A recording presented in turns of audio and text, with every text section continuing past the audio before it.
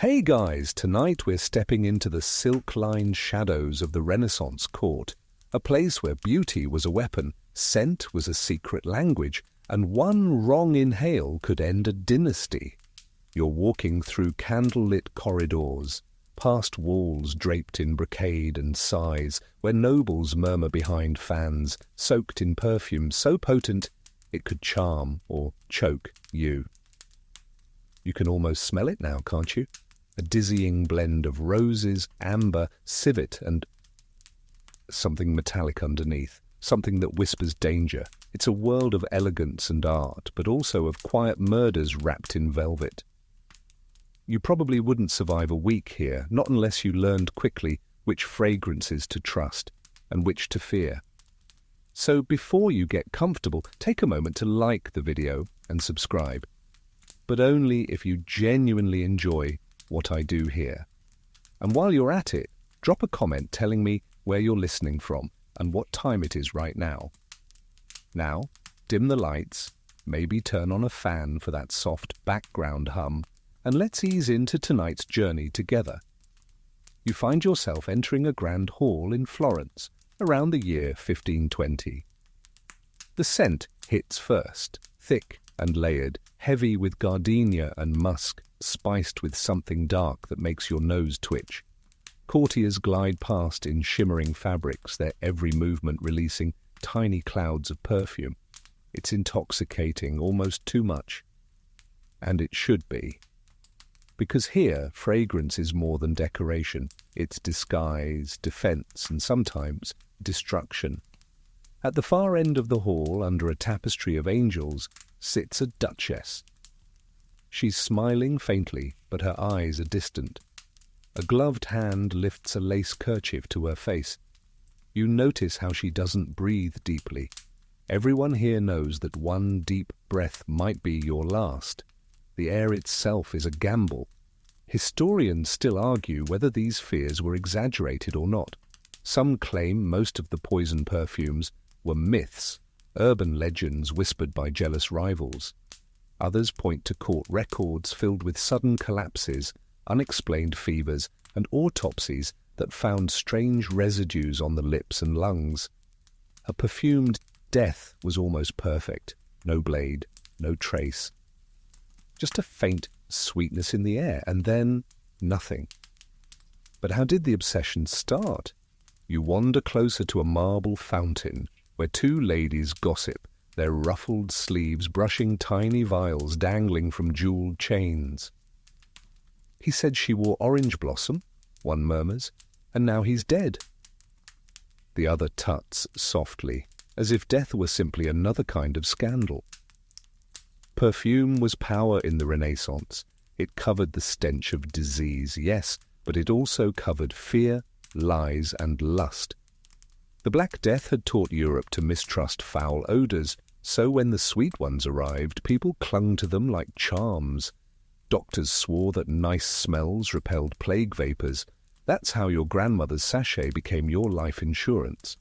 But some perfumers learned a darker recipe, that just as pleasant fragrance could preserve health, corrupted fragrance could destroy it. A powder of crushed pearls and mercury, a tincture of belladonna stirred into lavender oil. The difference between healing and killing was sometimes one drop. You turn your head slightly, catching sight of a man with ink-stained fingers standing by a pillar. He's no noble, he's a maker, a nose as they called them. He's watching everyone, calculating whose fortunes rise or fall with each scent he sells. There's something alchemical about it, a little theatrical too.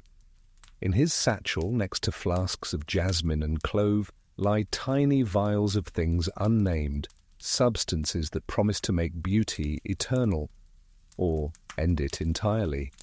The courtiers adore him. They whisper requests in his ear like confessions. A husband's wandering eye, a rival's rumoured insult, each could be handled with a gift, delicately wrapped and delicately deadly. Your host leans close to you and whispers, "Careful whose perfume you compliment. The wrong praise might make you the next target." You smile weakly, pretending to understand. even as your throat burns faintly from the scented air. A joke circulates around the table. A lady's perfume should make a man lose his senses, but not permanently. Everyone laughs, but a few faces stiffen. Humour in the court is just another test of loyalty. Then suddenly a servant drops a tray. Glass vials shatter, spilling scent like molten light. The air ripples with sweetness. Someone coughs, another faints. The music stumbles to a halt. For a moment everyone freezes, then the Duchess rises, waving her handkerchief. "Enough," she says softly. "Clear the air."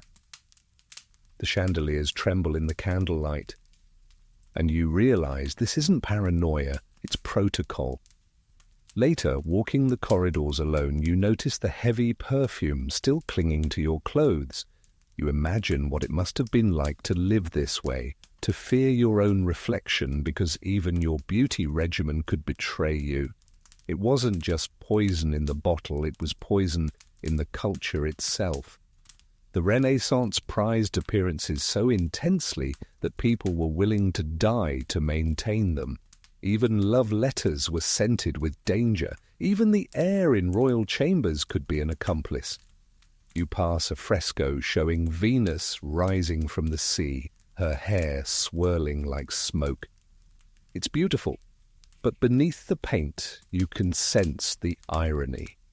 This goddess of love would have smelled of civet and myrrh, animal musk extracted from the glands of creatures half dead from the process.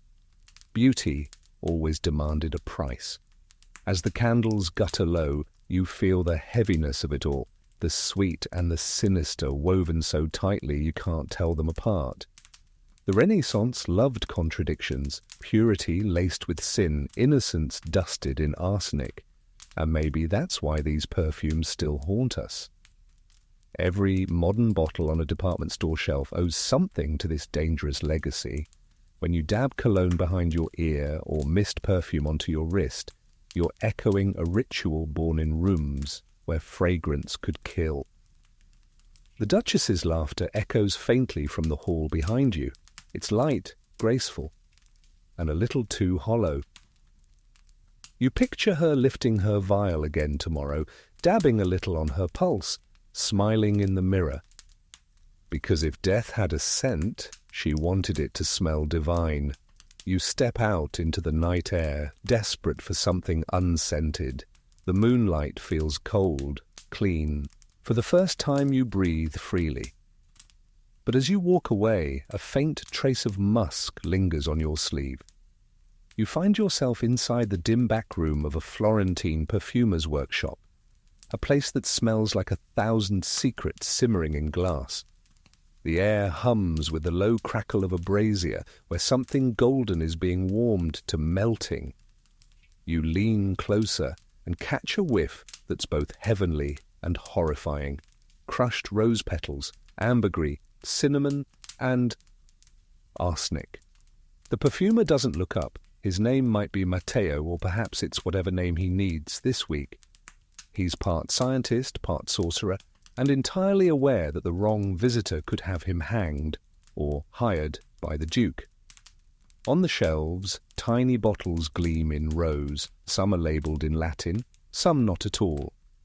Aqua dulcis, oleum croci, succus venenatus. You can't tell which ones promise allure and which ones guarantee annihilation. The perfumer's hands move with reverence, stirring, filtering, muttering half-prayers. The candlelight dances on copper alembics, casting their curves across the plaster walls. You realize you're watching chemistry before chemistry had a name. Perfume making in the Renaissance wasn't merely cosmetic, it was alchemy. Every scent, every drop was believed to hold the essence of transformation. To smell divine was to be closer to heaven or to fool God entirely. Matteo lifts a flask of viscous liquid. Ambergris, he says softly, as though speaking to the bottle itself. He explains it's the waxy secretion of a sperm whale found floating in the sea or buried in sand worth more than gold. And though the church scowled at using such animal excretions, No one in Florence would be caught without its note in their perfume. Ambergris makes the scent last, he tells you, even after death. You smile uneasily, not sure if he's joking. There's another vial beside it, faintly luminous in the candlelight. Arsenicum album, the label reads. He handles it with delicate precision. A dust so fine, he murmurs, it can be stirred into any essence. The body will not reject it, the nose even less. You watch as he dips a quill into a small pot and stirs a drop of the deadly white powder into a beaker of violet-scented oil. The resulting perfume glows faintly pink, beautiful, silent. He explains that the craft of the perfumer is to balance life and death. Too much musk, he says, and the lady smells like sin. Too much civet, and the gentleman smells like fear. He smirks faintly. But too much arsenic, and no one smells anything at all. Historians still argue whether perfumers like Matteo were truly murderers or merely misunderstood artisans. The records are fragmentary. But there's one chilling account of a perfumer in Ferrara who was executed after a nobleman collapsed at a banquet, the man's lips coated in rose balm that glimmered just a little too bright. Matteo, perhaps sensing your discomfort, leans closer. "Not every poison is for killing," he says. "Sometimes it's for living beautifully a little faster." That's the Renaissance, isn't it? A civilization sprinting toward immortality with both hands outstretched, one grasping for art, the other for danger. He takes a fresh sheet of parchment and begins jotting measurements in looping ink. "If God wanted us to smell like dust," he mutters, "he wouldn't have given us roses." You look around the room and spot strange ingredients laid out like an apothecary's alphabet. Orris root, myrrh, bergamot. Then the darker ones, realgar, verdigris, mercury. Some are ground to powder, some steeped in alcohol distilled from wine, and over all of it hangs the smell of beeswax and regret. You pick up a little jar labelled Venetian talc. The texture is soft, almost silky. Matteo warns you not to breathe too close. "That one," he says, kills slowly. It begins with a little brightness in the cheeks. People call it beauty. You realize then that poison, in this world, often starts as a compliment. In the corner sits a young apprentice, coughing lightly as he grinds something into paste. His fingertips are stained grey. "Don't worry," Matteo says without looking up. "He'll grow immune." You doubt that. There's a quiet thud from upstairs, a door perhaps, or a footstep. Matteo freezes, then exhales. "Clients," he says. "They always come after sunset." You step back into the shadows as a pair of figures glide in, cloaked and perfumed beyond reason. The woman's voice trembles with practiced elegance. "My husband," she says softly, "has been most unfaithful. I wish him a long rest." Matteo bows slightly as if she had requested a wedding bouquet. He pulls a small crystal bottle from a drawer. "Jasmine and violet," he says, "to sweeten a bitter heart." He pours, measures, stirs, and slides in a single grain of something white. "It will smell of love," he adds, "and end with peace." You swallow. When they leave, Matteo seals the vial with wax and slips a coin purse into his sleeve. "In Florence," he says, "you never know which perfume will be your last impression." As you watch him return to his work, the room fills again with a haze of scents, so delicate, so rich, and yet so suffocating. You find yourself both enchanted and nauseated. A tiny lizard scurries across the floor, pausing near a puddle of spilled tincture. Within seconds, its movements slow, and it lies still.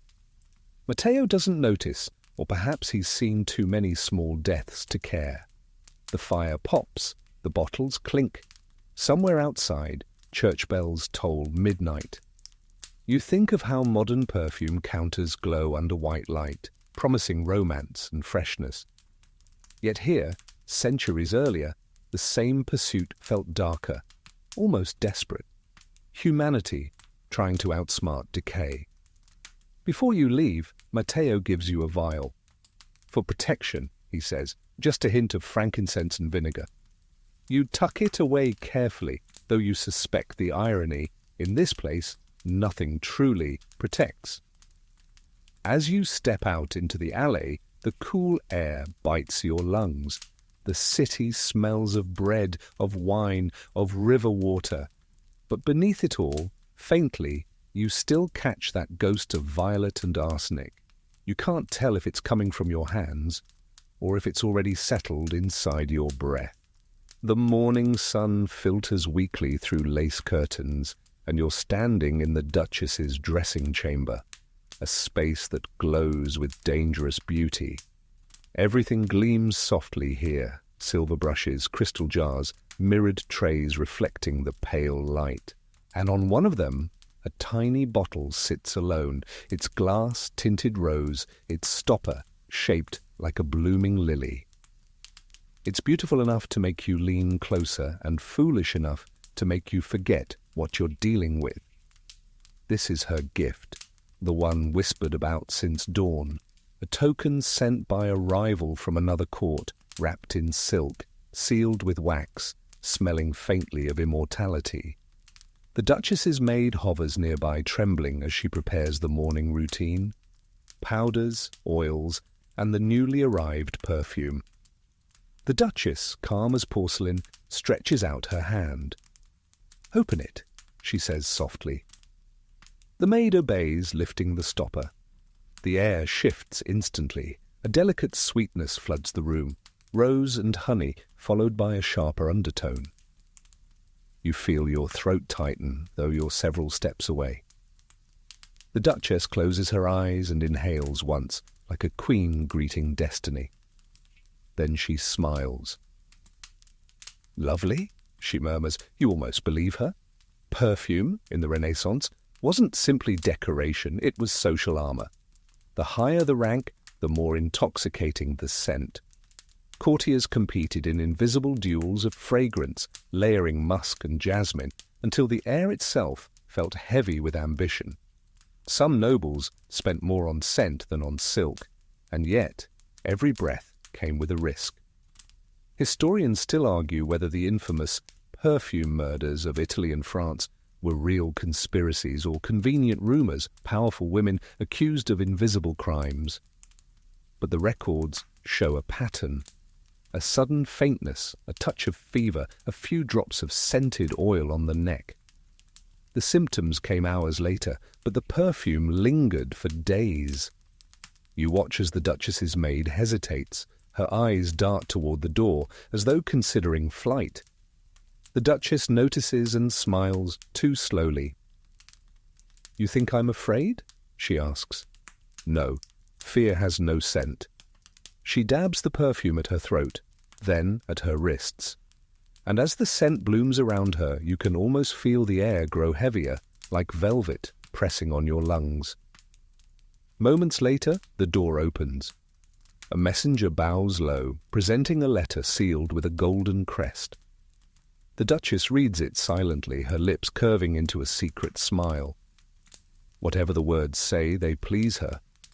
But beneath the elegance, her fingers twitch faintly.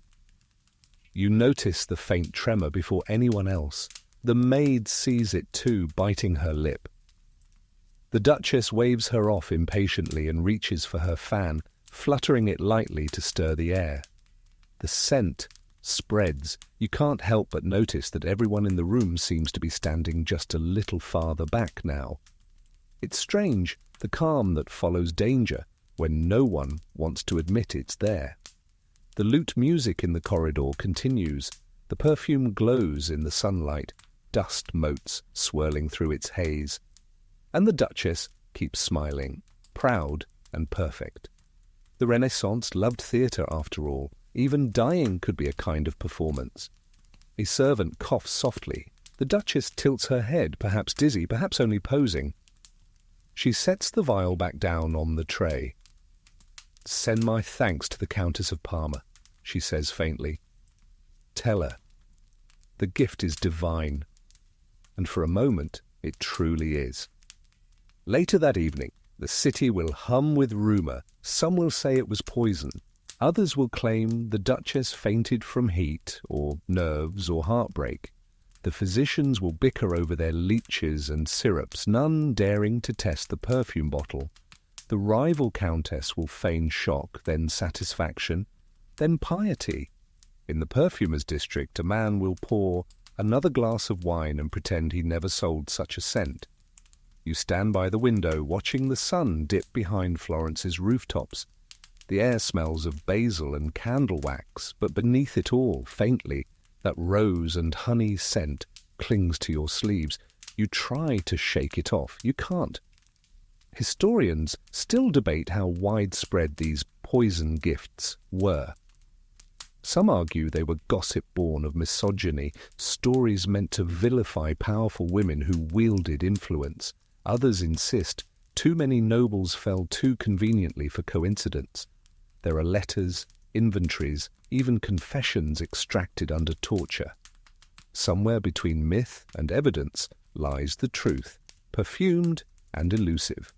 One letter from 1532 describes a flask of kindness sent between duchesses, its stopper lined with silver dust. The recipient died within a week. Her pulse, the witness wrote, smelled faintly of violets. Even centuries later, forensic scientists testing old glass vials from Medici storerooms found residues of lead, mercury, and arsenic mixed with essential oils. Poison and perfume preserved side by side, indistinguishable in appearance and purpose. You look again at the bottle on the table, its contents glowing pink in the last of the daylight. Beauty in its purest form and its deadliest. A small mirror nearby reflects your face, haloed by soft light and danger. For a brief, irrational moment, you imagine lifting the stopper, dabbing a drop behind your ear, just to know what it feels like to be unforgettable. But you don't. You step away. Still, as you leave the chamber, you can't help glancing back once more. The Duchess's perfume lies untouched, waiting. Its scent will fade by morning. Its danger will not. And somewhere, in another court across the Alps, another gift is already on its way, wrapped in silk, kissed with honey, sealed with death. You close the door gently behind you. The corridor feels safer, but not by much. A passing nobleman compliments your fragrance. You smile weakly. "Thank you," you murmur. "It's unforgettable." He nods politely and moves on. You don't notice how long his gaze lingers on your sleeve. Florence is awake. You hear it long before you see it. Horses clattering over cobblestones, vendors shouting beneath linen awnings, the bells of Santa Maria del Fiore rising like a perfume of sound above the chaos. But it's not the ringing that draws you in, it's the scent. Every street, every courtyard breathes something different. Rosemary from the baker's oven, lemon peel from a washerwoman's soap. And then drifting through it all, the unmistakable sweetness of power, jasmine, civet, musk, the smell of those who matter. You follow it through the narrow streets until you reach the heart of the Medici court. A guard nods you through the archway. Inside, the air thickens with refinement and tension. Courtiers sweep past, every movement choreographed. Each scent trail is like a flag, announcing allegiance, ambition, or deceit. Florence may be known for its painters, but today it's a battlefield fought in whispers and aromas. They call it the scented battleground. The perfumers here are artists, yes, but also spies, chemists, and matchmakers of intrigue. Their formulas travel faster than letters, carrying messages and favors disguised as fragrance. A rose-based perfume sent from one noble family to another might say peace. A vial scented with wormwood and musk could mean vengeance. You move through the marble corridors, catching snippets of gossip. The Duke's mistress now wears orange blossom. The Duchess switched to iris and amber, surely a message to the Pope. The French envoy smells of clove. He must be courting someone dangerous. In this world, scent isn't decoration, it's declaration. And at the centre of it all stands the Medici, ruling Florence with the quiet confidence of a family that knows everyone's secrets because they've bought, bottled or poisoned them. Cosimo Bashing, the Duke himself, paces the gallery in velvet robes. He wears no jewellery, his perfume is his status, a sharp, commanding blend of oak moss, musk and myrtle, a fragrance that says, I could build a city or bury you in it. Behind him, an attendant whispers something about a new shipment of rose oil from Damascus. The Duke nods absently, then gestures toward a group of perfumers waiting in the corner. Choose the most faithful one, he says. The others, let them find new employment. In Medici language, new employment rarely means another job. One perfumer steps forward, an older man named Bartolomeo, hands trembling just enough to betray that he knows what's at stake. He presents a vial, clear as a diamond. For your grace, he murmurs, a scent worthy of Florence herself. Cosimo uncaps it, inhales once, and smiles faintly. Rose, he says, with a trace of something darker. Patchouli, Bartolomeo offers, to remind those who smell it that beauty without danger is only decoration. The Duke's eyes narrow in appreciation. You understand politics well. Bartolomeo bows low. It's all chemistry, my lord. Historians still argue whether the Medici ever weaponized scent deliberately. But the coincidence of certain deaths, always accompanied by untraceable illnesses and newly imported perfumes, suggests that at least some formulas were designed for more than pleasure. Even the art supported it. Painters filled their frescoes with symbolic flowers, lilies for purity, violets for modesty, and belladonna for death disguised as beauty. The language of scent and symbolism became indistinguishable. You wander into the Medici gardens, where perfumed politics bloom beside real ones. Roses climb marble trellises, oranges hang heavy on branches. Every plant is cultivated for both aroma and alchemy. Even the gardeners know too much. They prune as if trimming evidence. You spot a noblewoman kneeling by a patch of white lilies. Her gloved hands brush the petals tenderly. Do you know, she says without looking at you, that lilies were once used to disguise the smell of decay? She plucks one and inhales deeply. How fitting, she adds, that they became a symbol of virtue. Her perfume reaches you, a dizzying combination of honey and iron. You step back, unsure whether to compliment her or flee. Florence, you realize, thrives on that uncertainty. It's a city that smells divine and rotten at once. Every candle masks a corpse, every banquet bouquet hides its opposite. A young courtier hurries past, nearly colliding with you. His cloak reeks of amber and anxiety. They say the Duchess's scent can make a man faint, he whispers breathlessly. I say it's her stare. You smile. Humour is the only safe currency here. In one corner of the courtyard, two perfumers whisper over a mortar and pestle. He wants it sweeter, one says, grinding harder. But not too sweet. The other laughs. That's always the order before a wedding or a murder. You move closer to the balustrade, overlooking the Arno River. From here, you can see Venice-bound caravans laden with crates marked soap, oil, essence. Inside each crate could be fortune or evidence. Perfume is Florence's quiet export and its quietest weapon. The breeze carries the faint scent of iris, Florence's city flower, used in almost every Medici blend. Its roots must dry for 3 years before use, because only patience turns rot into fragrance. There's a lesson in that, you think.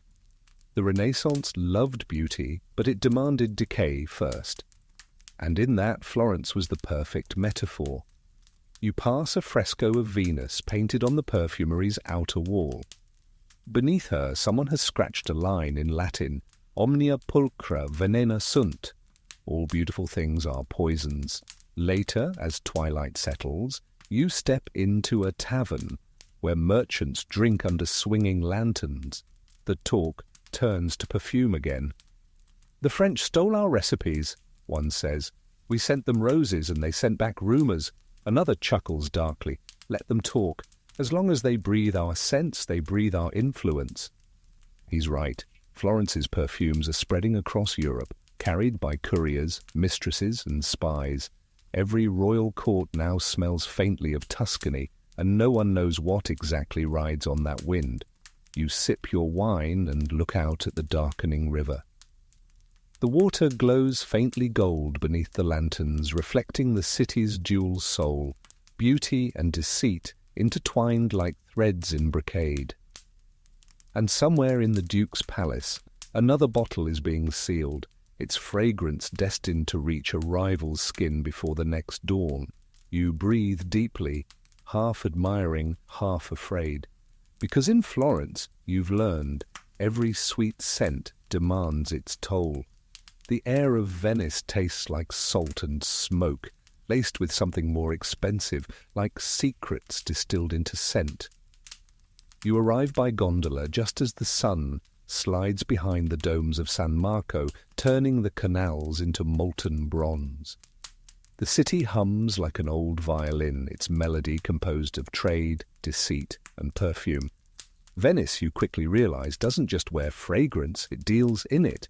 Every breeze carries something foreign: frankincense from Arabia, nutmeg from the Spice Islands, resin from North Africa. Here, scent is currency, and everyone, from noble to smuggler, has a nose for profit. You step onto a narrow bridge, watching a merchant in a red cap unload crates stamped with the seal of Cyprus. He cracks one open and the scent bursts out like a spell: myrrh, sandalwood, and storax. "From the East," he tells his assistant proudly, "and worth more than confession." The assistant laughs. "Then perhaps it belongs in church." You wander deeper into the maze of Venice, where the air grows thicker, stranger. Candles burn in perfumers' windows, their flames reflected in 1,000 watery mirrors. The shops are narrow, their interiors crowded with bottles shaped like teardrops, skulls, hearts. Each vial looks innocent until you see the faint warning mark scratched into the glass. Historians still argue whether Venice truly was the birthplace of Europe's poison culture, or simply its best distributor. The Republic prided itself on discretion, after all. Its perfumers doubled as spies, its gondoliers as messengers, its merchants as smugglers of not just goods, but intentions. The best known of them was a man called Girolamo da Murano, a perfumer so skilled that dukes, cardinals, and courtesans fought for his allegiance. His shop stood at the edge of the Rialto Bridge, marked only by a brass door knocker shaped like a cherub's head. You push it open now, hearing the faint chime of glass against glass. Inside, Girolamo's world unfolds like a confession whispered in scent. Ambergris lies on the table beside coral dust. Bottles of bergamot oil glint beside flasks labelled in Greek. And there, on the counter, rests a silver syringe, too elegant to be medical. "For filling scent pearls," Girolamo says when he sees you staring. "Little hollow beads worn around the neck. One pierce, one breath, one prayer." His voice carries the softness of one who sells danger wrapped in silk. You ask what separates a perfume from a poison. He smiles. Only the dosage, the same with love. Behind him, a curtain flutters, revealing an adjoining room where two masked men whisper over parchment. "That one," Girolamo murmurs, "belongs to the Council of 10, Venice's invisible government. They think perfume can calm riots, or cause them." You're not surprised. This city governs through illusion. Perfume, after all, is the art of changing what reality smells like. He shows you a small vial of oil the color of honey. From Crete, he says, they call it tears of the gods, used in coronations, weddings, and sometimes funerals. He uncorks it. The scent that escapes is divine, warm, resinous, addictive. The trick, he adds, is that no one can tell whether it comes from heaven or hell. You take a careful step back. He laughs quietly. Relax. I only poison people who pay late. Outside, the bells toll. Girolamo pours the oil into a larger bottle and hands it to a cloaked woman waiting by the door. She slides him a pouch, heavy with coins, curtsies, and disappears into the fog. Wife, you ask. Client, he replies. Her husband prefers her scent. Subtle. Venice breathes in tides and exhales intrigue. Every canal carries whispers of what the city dares not write down. Perfume flasks smuggle coded messages. Merchants mark alliances with scents rather than seals. A particular blend of cloves and juniper means safe passage. Another, made of sage and rue, signals beware. Even love affairs rely on olfactory encryption. You hear of a nobleman who sends his mistress a letter, perfumed with cinnamon. Its meaning clear. Meet me where the spice ships dock. When she replies in lavender, it means danger. My husband knows. The Republic of Venice thrives on such ambiguity. A man can lose his fortune here in the time it takes to inhale. But he'll do it gracefully, smelling like sandalwood. You find yourself at the Piazza San Marco as night deepens. Lanterns shimmer on the lagoon, and the wind carries the mingled scents of incense, fish, and powder. A beggar woman passes by, selling what she claims is blessed perfume. You buy a small vial out of curiosity. It smells faintly of mint and smoke. Protection, she says, or curse, depends who opens it. You slip it into your pocket, feeling the cool glass against your palm. As you walk along the Grand Canal, gondolas glide past silently, their passengers masked. Perfume trails drift behind them, dissolving into the damp night. Somewhere across the water, a woman laughs, a soft, conspiratorial sound. You imagine she's just handed someone a vial, very much like yours. The moon rises higher, casting silver over the ripples. Venice sparkles like a bottle spilled across the dark sea, beautiful, treacherous, impossible to contain. Historians still debate whether Venice's perfumers ever truly intended to kill, or if their artistry was merely hijacked by ambition. But in this city, intent hardly matters. Every transaction carries risk. Every scent hides something unspeakable beneath its sweetness. You lean on the railing, breathing the salt air, trying to find something pure in it. It doesn't help. Even the sea smells perfume tonight. A gondolier drifts by, humming softly. You catch a few words, something about saints and sinners sharing the same air. He winks at you. In Venice, he says, we all drown eventually. Some of us just smell better doing it. You laugh quietly, because he's right.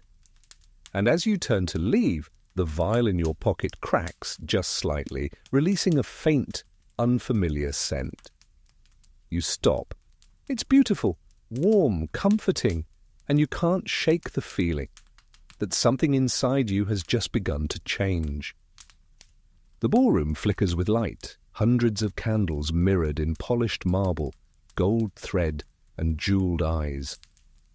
You step through the archway, half dazed, half dreaming, as masked figures drift across the floor like living perfumes. The air is heavy, heady with rosewater, bergamot, amber, and something stranger still. You can taste it before you breathe it. It's a night for masks, for laughter that conceals and scents that reveal. And in the Renaissance court, that meant danger came dressed in silk. You find yourself at one of the famous Florentine masquerades, the kind where no one speaks their true name, and everyone's fragrance tells the truth their face cannot. You pause near a column, letting the scene unfold. Velvet shadows twirl, laughter drips like honey, and the orchestra sways to a rhythm that's both human and hypnotic. A woman in a peacock blue mask glides past. Her perfume trails behind her, violet and myrrh, with a bite of something metallic. You catch yourself following it, the way a moth follows candlelight, even as your reason whispers that she smells too expensive to be safe. Then she stops, turns. "You're not wearing a mask," she says. Her voice is low, lilting, amused. "I thought truth would be refreshing," you reply. She smiles beneath the silk. "In this room?" Her laugh vanishes into the music. Behind her, a group of courtiers gossip in the language of scent. "That's the Count of Modena," one whispers, sniffing the air. You can tell by the musk, strong enough to make a bishop blush. Historians still argue whether these masked balls were genuine festivals of anonymity or simply theatres for seduction and spying. Either way, they were laboratories of perfume. Here, fragrance wasn't only about attraction, it was camouflage. To smell like someone else was to become someone else. And for a few dangerous hours, no one knew who was breathing poison and who was just pretending to. A servant passes with a silver tray of scented gloves, rose water for ladies, amber for men. You slip a pair on out of curiosity. The leather is supple, almost slick. They smell divine. You wonder how many hands wore gloves like these before they became infamous as the deadly Florentine gloves. It was said that in the 1530s an ambassador's wife received a gift just like these. Within a day she was dead, her skin unblemished, her perfume exquisite. The investigation led nowhere. The perfumer vanished. The gloves, according to rumour, still rested in a chest somewhere near the Palazzo Vecchio. You flex your fingers. The gloves are warm. "Careful," the peacock-masked woman murmurs, appearing beside you again. "Those have a reputation." "Poisoned?" She shrugs. "Or blessed? In Florence the line is thin." The orchestra swells and a masked gentleman cuts between you, bowing extravagantly. "May I?" he asks, extending his hand. You nod, and soon you're spinning through a sea of fabric and fragrance. The air ripples with every turn. One dancer smells of honeyed lilies, another of amber and dust. Each step feels like inhaling a new confession. Your partner leans close. "Do you know," he whispers, "that scent clings to memory longer than love?" You smile faintly. "You sound like a poet." "I'm a physician," he says with a smirk. "I just happen to study diseases of the beautiful." The music pauses for a breath. He bows, releasing your hand, but not before brushing his fingers against your glove. When he straightens, he's already looking pale. You think it's the candlelight playing tricks. Then he stumbles. A servant catches him, murmuring something about faintness, heat, exhaustion. The orchestra resumes as if nothing happened. The scent of roses thickens. The peacock-masked woman returns, fanning herself slowly. "You see?" she says. The dance always ends the same way. The crowd continues to whirl around you, their laughter echoing off the vaulted ceiling. For a moment it feels like everyone's pretending not to notice the growing unease, the whispered questions, the sharp glances. The masks protect them after all. Ignorance smells better than guilt. At the far end of the hall, a duke in crimson removes his mask and calls for more wine. His courtiers rush to obey, though none dare approach too closely. You notice he wears a ring set with a small vial of amber liquid. Perfume again, or perhaps insurance. The scent of the night grows darker, muskier. Beneath it faintly you catch the acrid note of fear. Historians still debate the accuracy of these masquerade deaths. Some say it's all myth, romanticized gossip written by jealous rivals. Others claim certain perfumers were hired precisely for their ability to make a fatal scent seem festive. The truth, like fragrance, evaporates too quickly to measure. As midnight deepens, the air grows dense. Couples retreat to alcoves. The peacock-masked woman drifts toward the balcony, motioning for you to follow. Outside, the lagoon glimmers. The air tastes cleaner, though your lungs still feel coated with sweetness. Do you ever tire of pretending? You ask. She leans on the railing. Pretending is safer than remembering. A pause. Then she offers you a small vial from her bodice. The liquid inside glows faintly. Try it, she says. They call it anima, the soul. You hesitate. What does it do? She tilts her head. Depends who you ask. Some say it makes you irresistible. Others say it shows your true nature. You unstopper it just for a moment, and the scent slips out, a blend of rose, clove, and smoke. It smells like longing itself. When you look up, she's gone. You stand alone, the vial warm in your hand.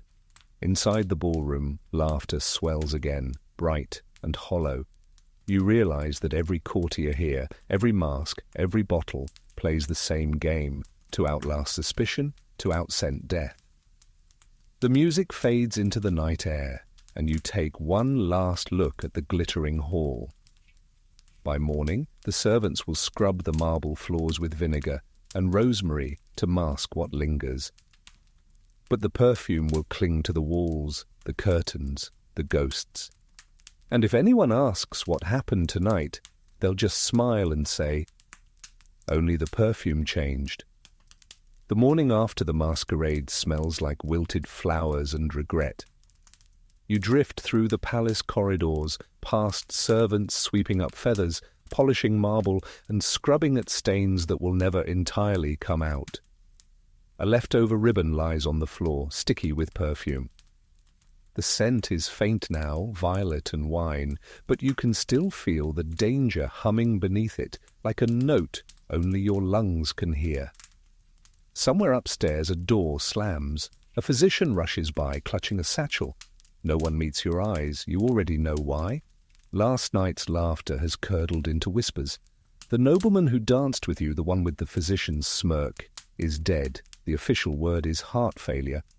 The unofficial word, murmured between fans and rosaries, is love potion. You make your way toward the Duchess's private garden, the one hidden behind high hedges and marble cherubs that look like they know too much. The air here is heavy with morning dew and something darker. The flowers smell too alive, too vivid, as if feeding on last night's secrets. A maid kneels by a fountain, wringing out cloths that once wiped down perfume bottles. She looks up when you approach. "They say he drank from her glass," she whispers. "That's how it always starts." Her voice trembles, but her hands keep working.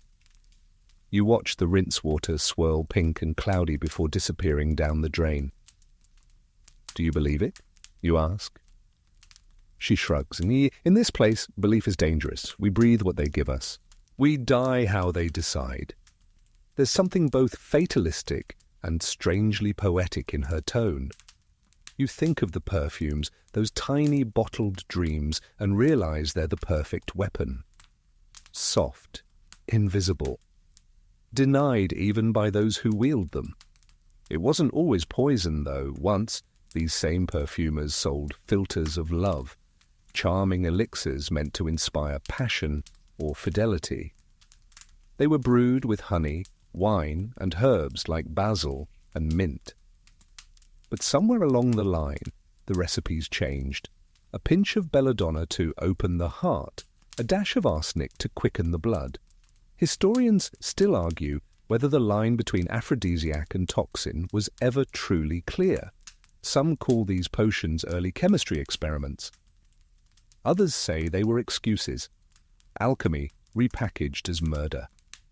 You find yourself inside a small perfumery, tucked behind the palace kitchens. The shelves glimmer with coloured glass, sapphire, amber, emerald. A perfumer works in silence, stirring a basin of translucent liquid. The smell is lush, roses and myrrh, but undercut by something sharp and animalic. "What are you making?" you ask. He glances up.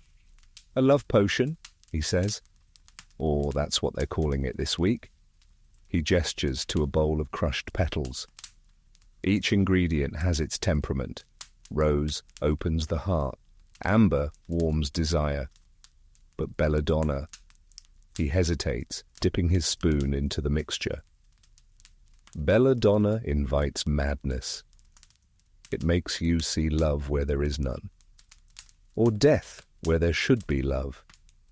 You watch as he pours the mixture into a crystal flask, sealing it with red wax. The whole thing looks heartbreakingly beautiful. "Who ordered it?" you ask. He smiles thinly. You don't want to know. He reaches for another bottle, uncorking it with a sigh. The scent that spills out is dizzying. Orange blossom and honey. "Do you know why people come to us?" he asks. Not for beauty, not even for love, for control. They want to master what can't be mastered. The air grows heavy. You realize he's right. Every drop of perfume here is an attempt to command something impossible. Desire, loyalty, destiny itself. He holds up the flask to the light, inspecting its glow. In Venice, they use poisons for politics. In Florence, for pride. But in France, he smirks. In France, they use them for love. You raise a brow. Love seems like the cruelest reason of all. He nods, which is why it's the most common. Later that day, you follow the trail of gossip through the palace halls. The Duchess is in mourning again, not for her husband, but for another nobleman whose heart simply failed. Her eyes are dry, her perfume intoxicating. She uses rose and amber now, someone whispers, ever since last night. You remember the perfumer's words. Amber warms desire, rose opens the heart, belladonna invites madness. You wonder how much madness one palace can contain before it collapses under its own scent. That evening, a new rumor spreads through Florence. A woman, desperate to win back her lover, visited a perfumer by the Arno. She asked for something that would make him love her again, just a little, just for a night. He sold her a vial of shimmering liquid. She dabbed it on her wrists before seeing him. By morning, he was dead. She wore black for 7 days, then returned to buy another bottle. Maybe she really loved him, the perfumer said later. Maybe she just liked the smell. You can't help but laugh softly at the absurdity of it all, how romance and ruin are forever roommates in this era. The Renaissance didn't just invent art, it perfected irony. Outside, the city glows under a violet sunset. The river carries scents from the perfumer's quarter downstream, mingling rose with rot, jasmine with fish, sandalwood with sewage. Beauty and decay, hand in hand. You lean on the stone parapet, watching the ripples shimmer. Somewhere beneath the perfume and the poison lies truth. But like scent itself, it refuses to stay still. Maybe that's what makes it so irresistible. You close your eyes and inhale deeply, the air thick with sweetness and danger. You can almost taste the story unfolding, the one you've stumbled into, the one Florence keeps writing in secret ink and invisible vapors. And for a moment you wonder whether you've already been breathing it too long. Paris. The year is 1556. The air smells of rain and intrigue. You've crossed the Alps, leaving behind Florence's heavy perfumes for something sharper, colder, like steel dipped in rosewater. This is the court of Catherine de' Medici, and here fragrance is more than luxury. It's surveillance, seduction, and sometimes execution. You're standing in a courtyard paved with black and white marble shaped like a chessboard, because Catherine likes reminders that every move counts. A carriage arrives, and from it steps a man in a long black cloak, his hands stained faintly with oils and soot. His name is René Le Florentin, Catherine's personal perfumer and her most trusted accomplice.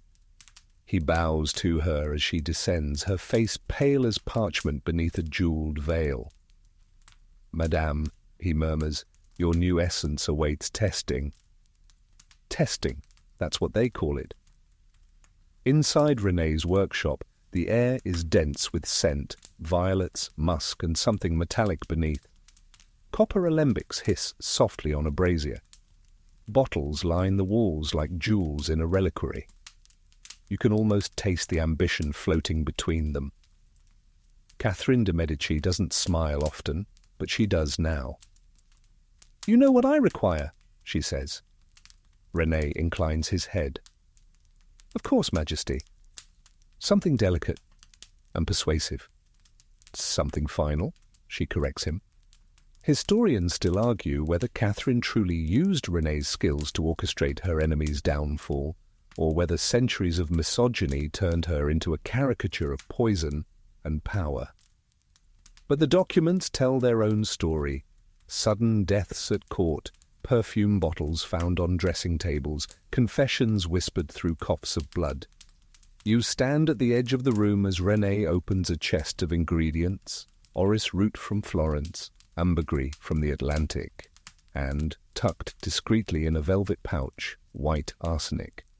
"Even beauty," he says softly, "needs balance." He pours oil into a crystal vial and adds a few drops from another flask. The air grows rich, intoxicating. It smells like fresh-cut roses and church incense. "The trick," René says, "is that no one must suspect. The scent should soothe even as it kills." Catherine moves closer, her eyes gleaming in the candlelight. "I trust you, René. After all, who else knows me so intimately?"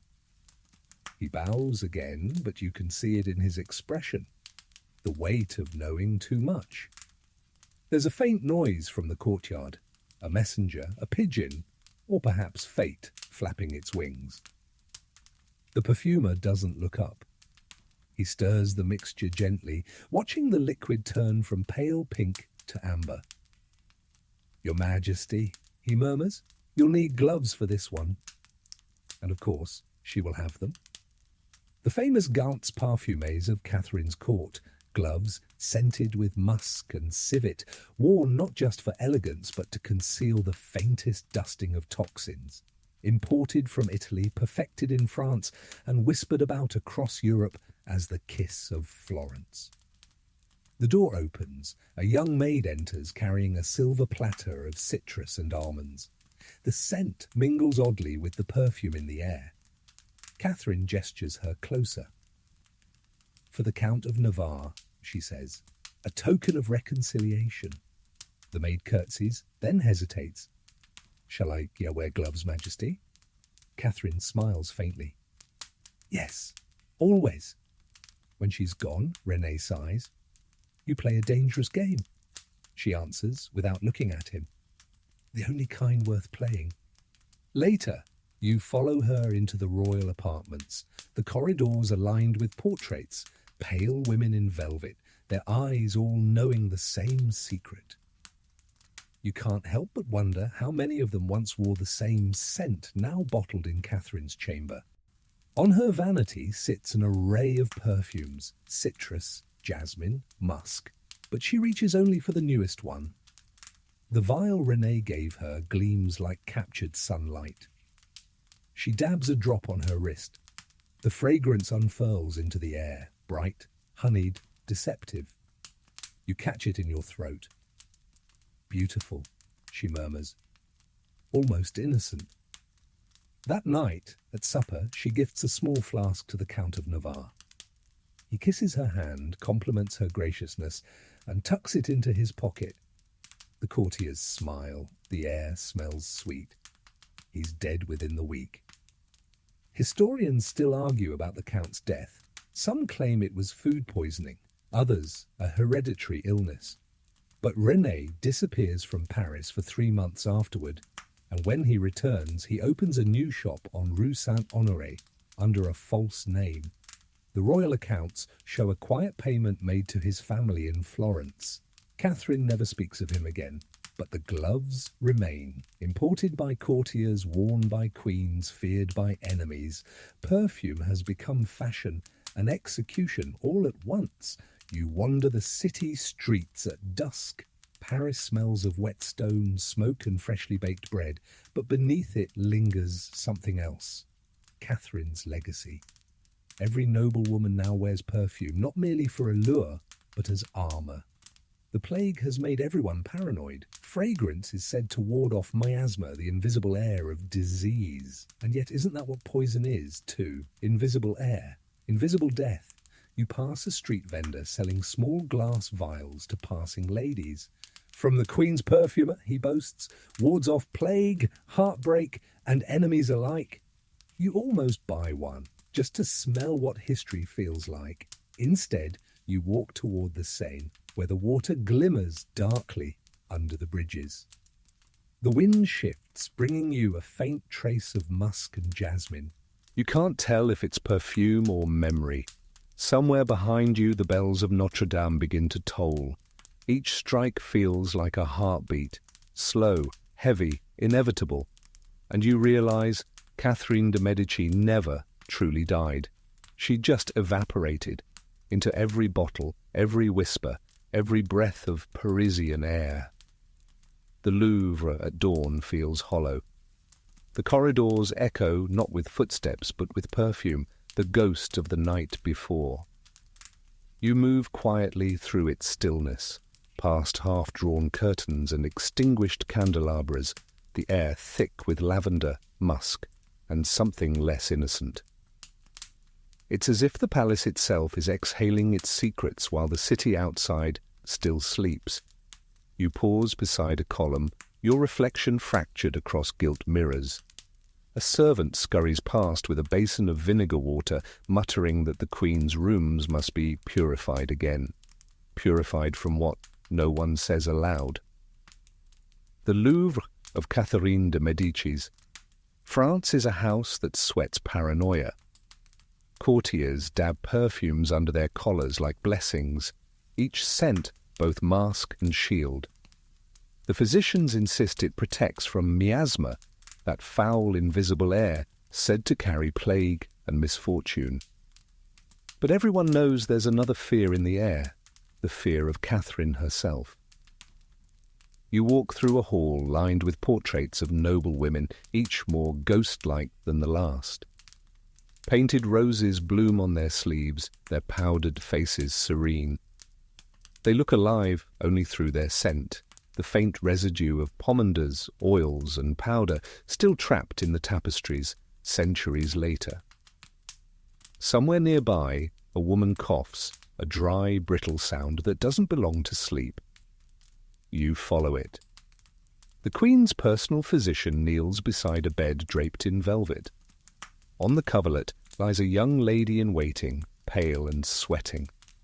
Her skin glows faintly, whether from fever or the sheen of perfume you can't tell. The physician dips a cloth in rose water, wrings it out and mutters something about vapours. Catherine stands at the window, motionless, her back to the room. Her perfume, jasmine and amber, cuts through the sickness like an accusation. "Another one?" she asks quietly. The physician hesitates. "It seems so, Majesty." She doesn't turn. Was she loyal? He doesn't answer. Historians still argue whether Catherine was surrounded by poisoners or whether she herself was simply a woman trapped in an empire of deceit. But the pattern repeats: faintness, fever, silence, no visible wounds, only the lingering scent of sweetness. You watch as she finally faces the room. "Make her presentable," she says softly. "And remove the pillows. I detest the smell of decay." When she leaves, the air shifts again. The attendants work quickly, splashing vinegar, burning herbs, dabbing perfume into the curtains. The fragrance is so strong it burns your throat. You step back into the hallway, where the light feels no cleaner. Outside the Queen's chambers, the courtiers are whispering. They speak in that coded language of scent again. She changed her perfume last week, one murmurs. To violet. Morning or ambition. Another laughs too loudly. In this court, they're the same thing. You remember Florence, the laughter, the masks, and realize the infection has spread. The disease isn't plague nor poison, it's fear, the kind that clings to the air long after the victims are gone. A perfume chest stands open in a nearby salon. Inside are dozens of bottles, their glass fogged from repeated use. You lift one, civet and rose, sharp and almost animal.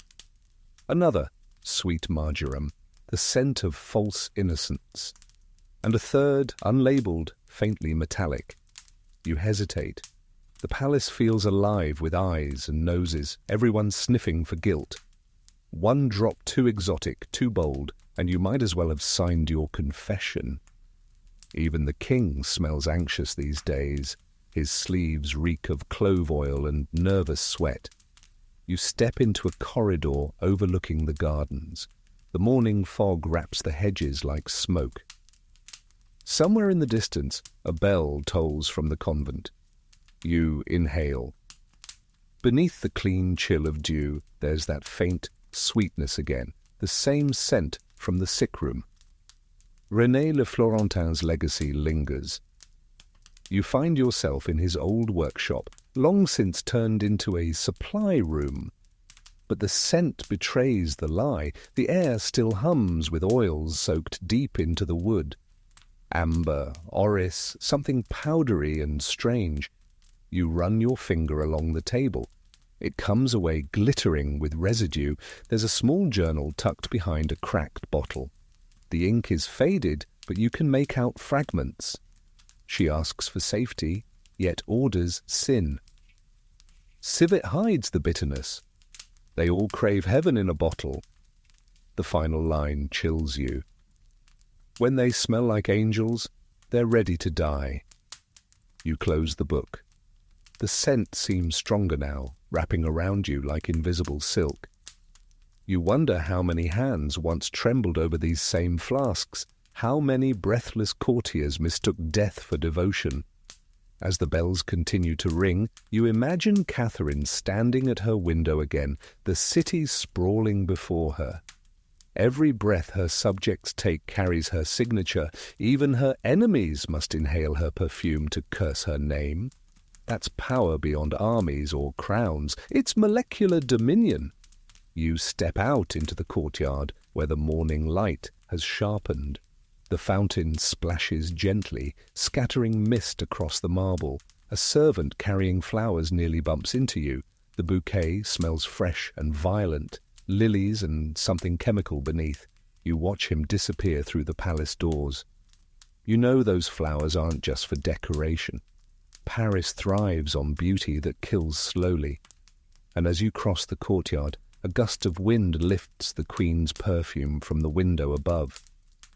You smell it faintly, violet, amber, iron. You tell yourself it's only air, but as you breathe it in, you can't help wondering what's already begun to bloom inside your lungs. You wake to bells and incense. The year, the city, even the language have blurred. Only the smell remains. You are in Rome now, where the perfume of power is sanctified, bottled, and burned at the altar. The air is thick with frankincense.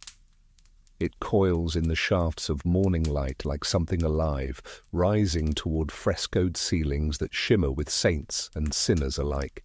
You stand in the nave of a cathedral so vast it feels like the inside of a lung. The faithful breathe in together, exhale together, and each breath carries that resinous sweetness of devotion and perhaps of deception. Rome has its own perfumers, though they call themselves unguentari here. makers of oils and incense for holy purposes. But behind those gilded doors, between the clatter of censers and the mutter of prayers, you can almost hear the same quiet alchemy that haunted Florence and Paris. You follow the scent through side corridors and hidden courtyards until you reach a smaller chapel, its door half closed. Inside, 3 men stand around a table. One wears the red of the church, one the black of a scholar, and one, the smallest, an apron stained with herbs and resin. A perfumer, you think. The man in red speaks softly. The Holy Father grows suspicious. He says the incense burns too sweet. The scholar adjusts his spectacles. Then perhaps we should make it less pleasant. The perfumer fidgets, grinding something in a mortar. The air smells like cedar and vinegar, then suddenly like almonds. You take a step closer and catch their words. A tincture of laurel for calm, a touch of arsenic for silence. The cardinal nods. Mercy through fragrance. If sin can be purged by fire, then so can corruption by air. You freeze. And this isn't confession, it's conspiracy. Historians still argue whether poison ever found its way into papal incense. Some claim it's slander, the kind spread by Protestant whispers. Others point to sudden deaths of cardinals who knelt too long in the wrong chapel. The evidence evaporates like smoke, impossible to grasp. You watch as the perfumer carefully pours the mixture into a bronze censer. It hisses faintly when it touches the hot coals. The room fills with scent, divine at first, then acrid. The scholar coughs. The cardinal waves his hand impatiently. Enough, he says. We'll test it tomorrow. They leave through separate doors, and you're alone in the smoky light. You step closer to the altar. The perfume still burns, its sweetness now turning sour. You can feel it sting the back of your throat. You back away, stumbling out into the open courtyard, where the sun cuts the air clean again. Outside, the city smells of olives and sweat, of stone baked too long under heaven's heat. But still, the ghost of that incense clings to you. You wander through Rome's market square, where perfumers and apothecaries set up stalls beside fishmongers and relic sellers. One hawks a holy oil of St. Agnes, another a miracle musk from the east. You pass a stall selling rosaries that smell faintly of cinnamon. The merchant catches your glance. Blessed by smoke from the Sistine, he says proudly. You almost laugh. You've seen the source. Later, you find yourself in the Vatican gardens, where orange trees bloom over carved fountains. A monk kneels by a hedge, trimming rosemary. We sent the halls to honor God, he says when you approach, but sometimes I wonder who breathes first, he or we. You nod, understanding. That evening, vespers fill the air with chant. The candles flare. The censers swing. The fragrance of worship rises again, thick and golden. But now you can't stop thinking about the perfumer's trembling hands, the hiss of that mixture on the coals. The incense curls upward, and in its twisting shape you imagine all the prayers and poison tangled together, each one invisible, each one eternal. A boy beside you sneezes, a woman faints. The monks keep chanting. When the service ends, the faithful drift out into the dark. You linger, watching a thin wisp of smoke still curling above the altar. It smells heavenly, it smells wrong. Historians still argue whether the Church ever sanctioned chemical warfare in the name of purity.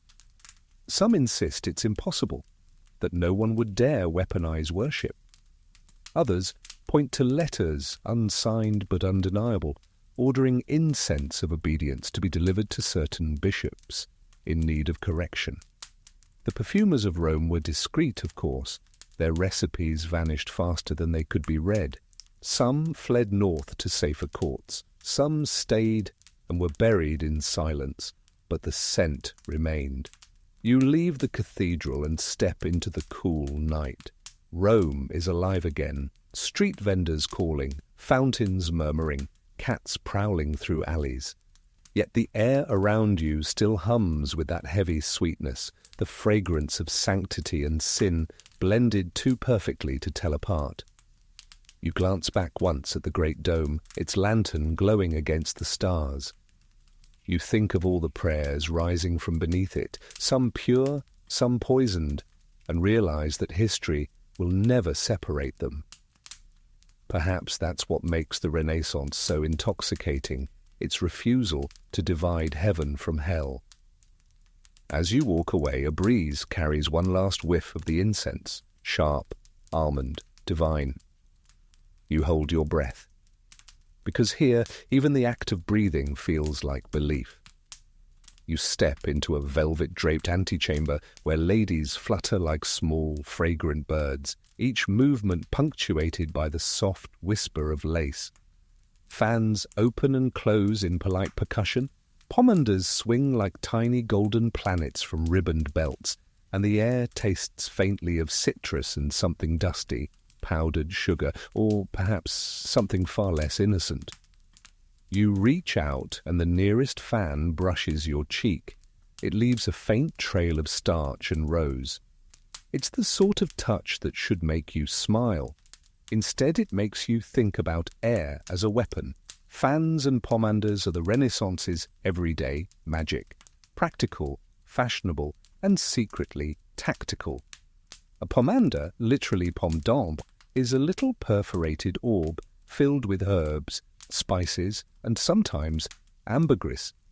People wore them on ribbons or tucked them into pockets to sweeten the stale breath of city streets and, according to more credulous doctors of the day, to ward off miasma.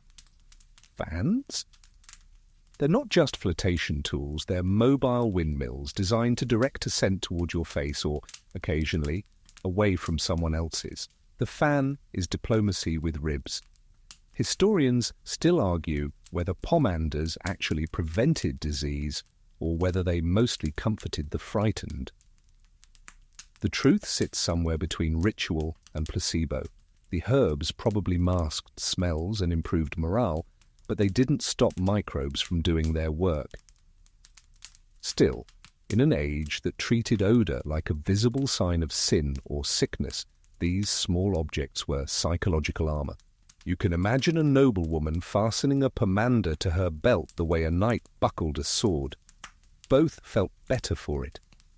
You watch a scene that seems harmless at first, a flirtatious exchange, the fan fold's secret language. Fans had a grammar, open to hide, closed to invite. Fan pressed to lips meant silence, fanned rapidly meant jealousy. You've seen it in plays and novels, romance conducted like a semaphore of lace. But in the corners of these very rooms, the same fans have a darker grammar. They can carry powders with them, dusts of talc, of ground orris root, even in whispered rumours, the faintest traces of something more sinister. A gentle flick, inaudible to the ear, and a microdust clouds someone's face, enough to make them dizzy, nauseous, or at the very least, forget the name of the person who offended them. There's a fringe tidbit you'll hear in taverns and printed in scandalous pamphlets. Some fans were outfitted with hidden compartments that released a fine powder when snapped closed. The powder smelled of violets but contained, so the rumour goes, subtle doses of narcotic plants to soften rivals. It sounds theatrical, but then so did a lot of life in these courts. You laugh because if the fan were a smartphone, this would be the Renaissance's version of sending a mean GIF. Joke 1, if your DMs were tiny and made of lace, you'd probably be more careful who you flirt with too. You take a pomander from an attendant's belt to examine it. Tiny holes score its copper shell. Inside, orange peel curls like a sleeping thing, clove studs pierce a dried apple, and a scrap of orris root curls like paper. The scent is warm and familiar, clove, cinnamon, a little musk. It smells like holiday markets and your grandmother's drawer full of sachets. That comforting odor is the point. People needed reassurance as much as protection. Still, you note that some pomanders are heavier, their insides dusted with fine white powders that look almost like the talc you'd buy in a modern cabinet. You remind yourself, entirely unnecessarily, that talc in the 16th century might contain anything from scented starch to powdered metal. Joke 2. Nothing says I love you like a gift that could double as a small industrial hazard. The fan language fascinates you. You see women communicating entire paragraphs without a word. I despise him. Come tonight. He's married. Bring a carriage. It's efficient, elegant, and mildly exhausting, like trying to read poetry in semaphore. But the same efficiency makes fans useful for subtler crimes. In tight courts, where direct confrontation is dangerous, the fan's flutter can smear a tiny cloud of powder into a rival's face without anyone noticing. The powder needn't be lethal. A rush of sneezing and tears can ruin a lover's overture, create embarrassment at a ball, or trigger a fainting fit that folds someone out of favor. The public calls it accident. The private calls it artistry. You recall the gloves you saw in a different chamber, the scented gloves meant to protect the wearer's hands. Remember those? They were the fashion that promised safety but sometimes delivered silence. This is a callback to the gloves. Both objects wrap and hide, and both can be weapons. The court's toolkit is mostly domestic, fans, gloves, pomanders, but it's domestic weaponry perfected. The joke writes itself. In a place obsessed with appearance, your accessories need to be both Instagrammable and vaguely medieval. Joke 3. This season's must-have, a discreet aerosol of suspicion. A lady nearby, whose name you don't know but whose perfume you will never forget, demonstrates an old trick. She places her fan near a small dish of powdered fragrance, oregano, nutmeg, and a pinch of orris, and snaps it closed over the rim. The next move is elegant. She breathes in, then fans the air toward her face, as though fainting from the sweetness. Her companion coughs theatrically and sways.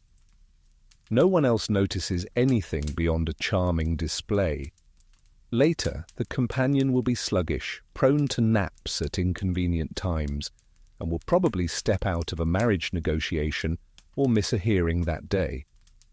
The court will murmur that he has caught a vapor. You, meanwhile, will suspect the fan. There's a recorded incident, part rumor, part archival scrap, about a countess who received a fan studded with lead paint to match her plume. Weeks later, she developed a chronic tremor. Whether the tremor came from handling painted fans, from stress, or from something else entirely, is impossible to say now. Historians still argue whether these objects were used on purpose as long-term, slow poisons or whether the dangerous ingredients were accidental side effects of gilding and coloring processes. The records are maddeningly unclear. A ledger entry, a servant's note, a confession torn out during questioning. The past likes to hide behind lace. You breathe in again, thinking about how intimate scent is, how it maps onto identity, memory, and power. A fan brushes your lips and you remember the masked ball, the peacock-masked woman, the tiny vial called anima. You remember the perfumer Matteo's fingers stained grey, Bartolomeo's trembling hand, and René's velvet pouch. These objects are threads in the same tapestry, tools that give people agency when they have little, and give rulers an almost molecular control over their surroundings. You can't help but smile at the theatre of it all. Here, a courtly sigh is as likely to be a political move as a declaration of love. A fan can be flirtation, a pomander can be prayer, and both can be strategy. Yet underneath the elegance is an almost Victorian hunger for control. The conviction that if you can control the air, you can control fate. That's a dangerous prayer to whisper into a fan. When you leave the chamber, the attendants bow politely. A final glance shows a young maid polishing a fan so carefully her fingers tremble. She dips it in water, then dusts it. You think about how many hands have touched that fan, and how stories, gentle and lethal, cling to the ribs of lace. The maid looks up. You meet her eyes briefly and see a flash of understanding. She knows what these objects can do. She's learned to flutter without letting her fingers betray the truth. Outside, the city air feels colder, cleaner, or maybe that's just your imagination. You fold back the fan you bought from a street vendor, simple bone and paper, and open it once. A line of dust lifts and shivers in the sunlight. For a second you are tempted to hide a message in its ribs, to practice the old grammar of flirtation and warning. But you tuck it into your sleeve instead, where it will warm to your skin and carry the faintest scent of orange and dust.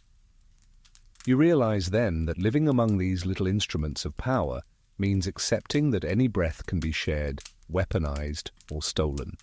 The fan flutters, a pomander sways, the world keeps smelling of roses and rumors, and you, who have been learning the language of scent and silence, close the fan and walk on, careful where you breathe, careful where you smile, careful which accessory you compliment.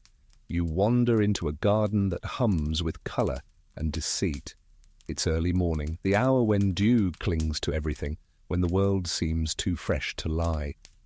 But these flowers, you quickly realize, are fluent in deception. Their petals gleam in the first light like jewels, their scents sweet enough to melt reason. You could almost believe you've stepped into paradise until you notice the gardeners wearing gloves that reach their elbows.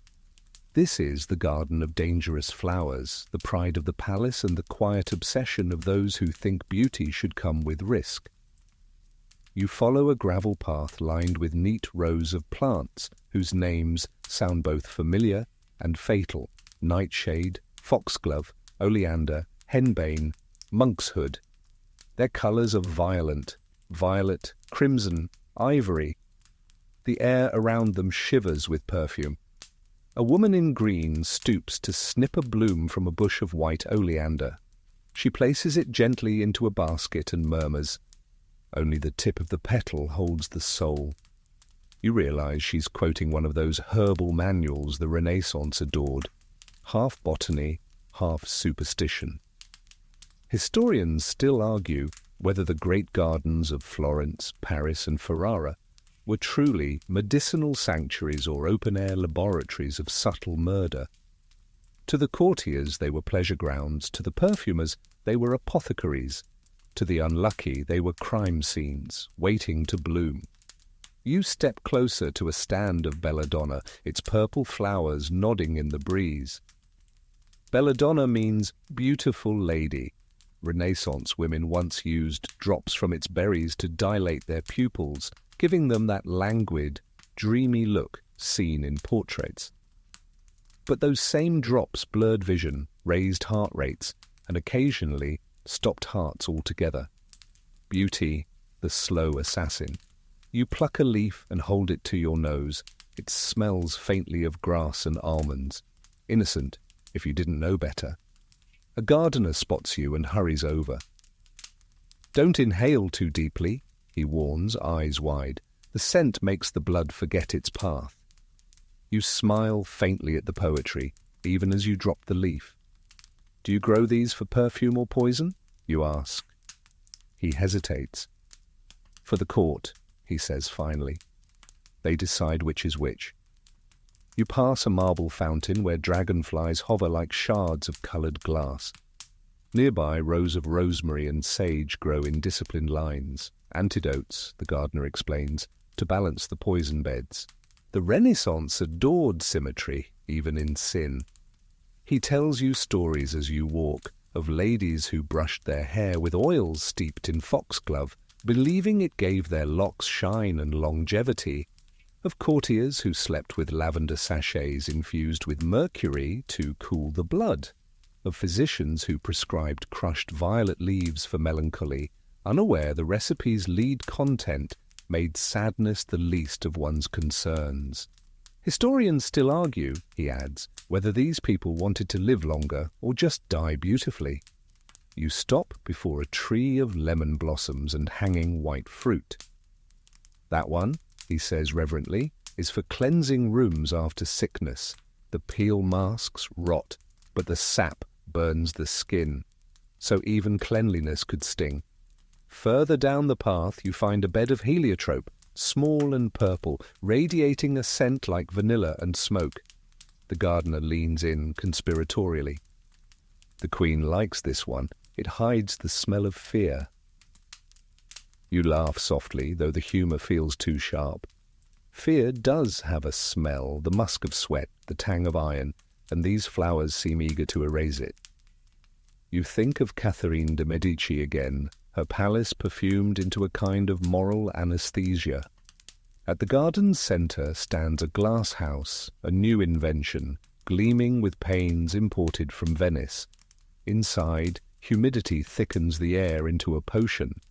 You step in and your lungs tighten immediately. Rows of exotic blooms climb the walls.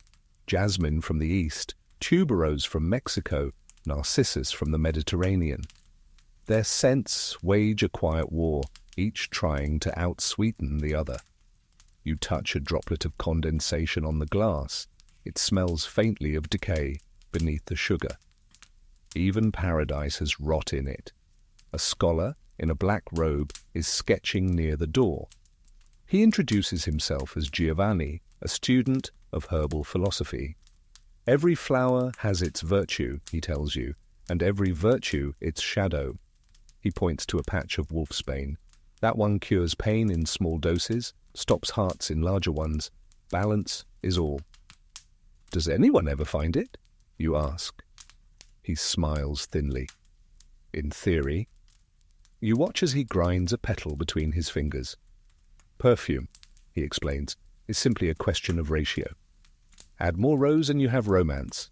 Add more arsenic and you have history. Outside, thunder rolls in the distance. The air grows hotter, thicker.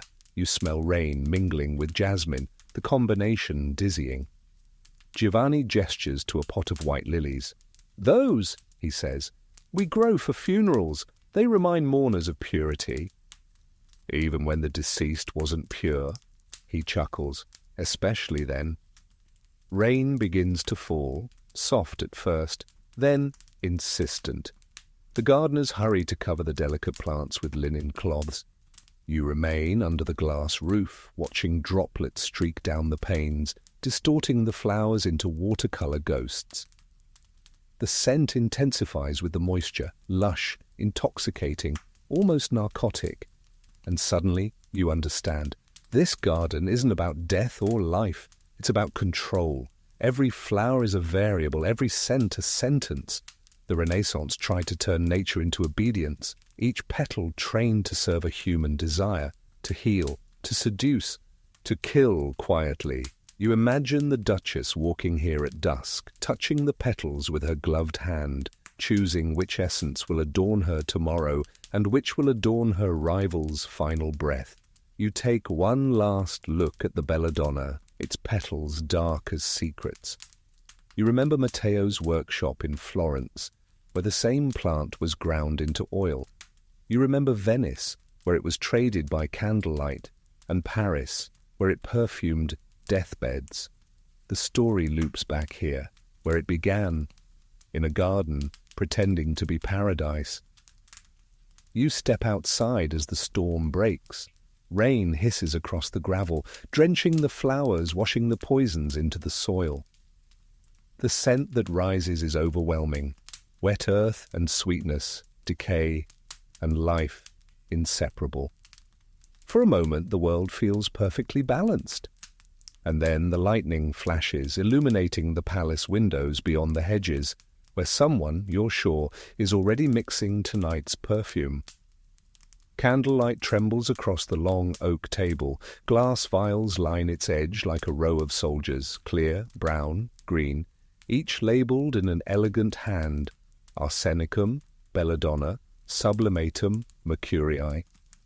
You are in the perfumer's underground, where experiments no one dares to document take place after midnight. The air hums faintly with metallic sharpness, kind of smell you can taste at the back of your throat. This is where curiosity and cruelty become indistinguishable. They call them the trials. A handful of alchemists gather in the dim light, men who look more monk than merchant. They wear aprons darkened by soot, hands scarred from heat. One stirs something over a flame, another notes results in a ledger. The conversation is brisk, professional, as though they're testing bread instead of death. On the table, a small cage trembles.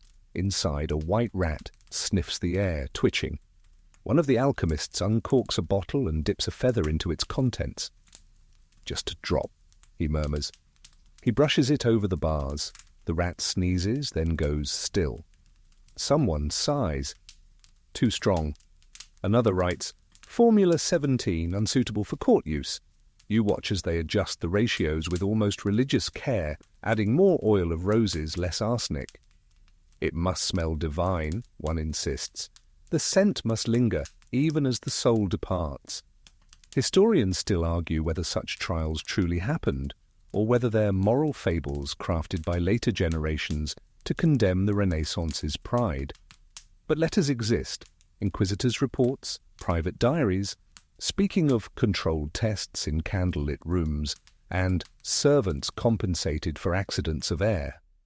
You glance toward a far corner of the chamber. There, a young apprentice kneels beside another table, holding a wax tablet covered in sketches. Floral shapes, ratio charts, little notes like heat prolongs bloom and wine masks bitterness. His face is pale, but his eyes gleam with fascination. "Do you ever test these on people?" you ask. An older man looks up from his beaker. "We test on the curious," he says evenly. "That includes us." He raises his wrist and dabs a drop of the liquid onto it. The room fills with sweetness, violet and amber. He inhales, waits, nods. "See? No effect!" Then a heartbeat later, he sways slightly. The apprentice darts forward, catching his arm. The others keep observing, making notes. No one rushes to help. "He'll be fine," one mutters. The dosage was minimal.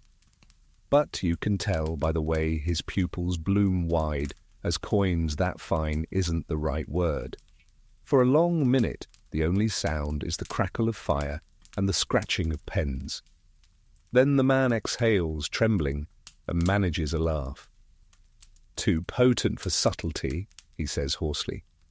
"But the scent, it's heavenly."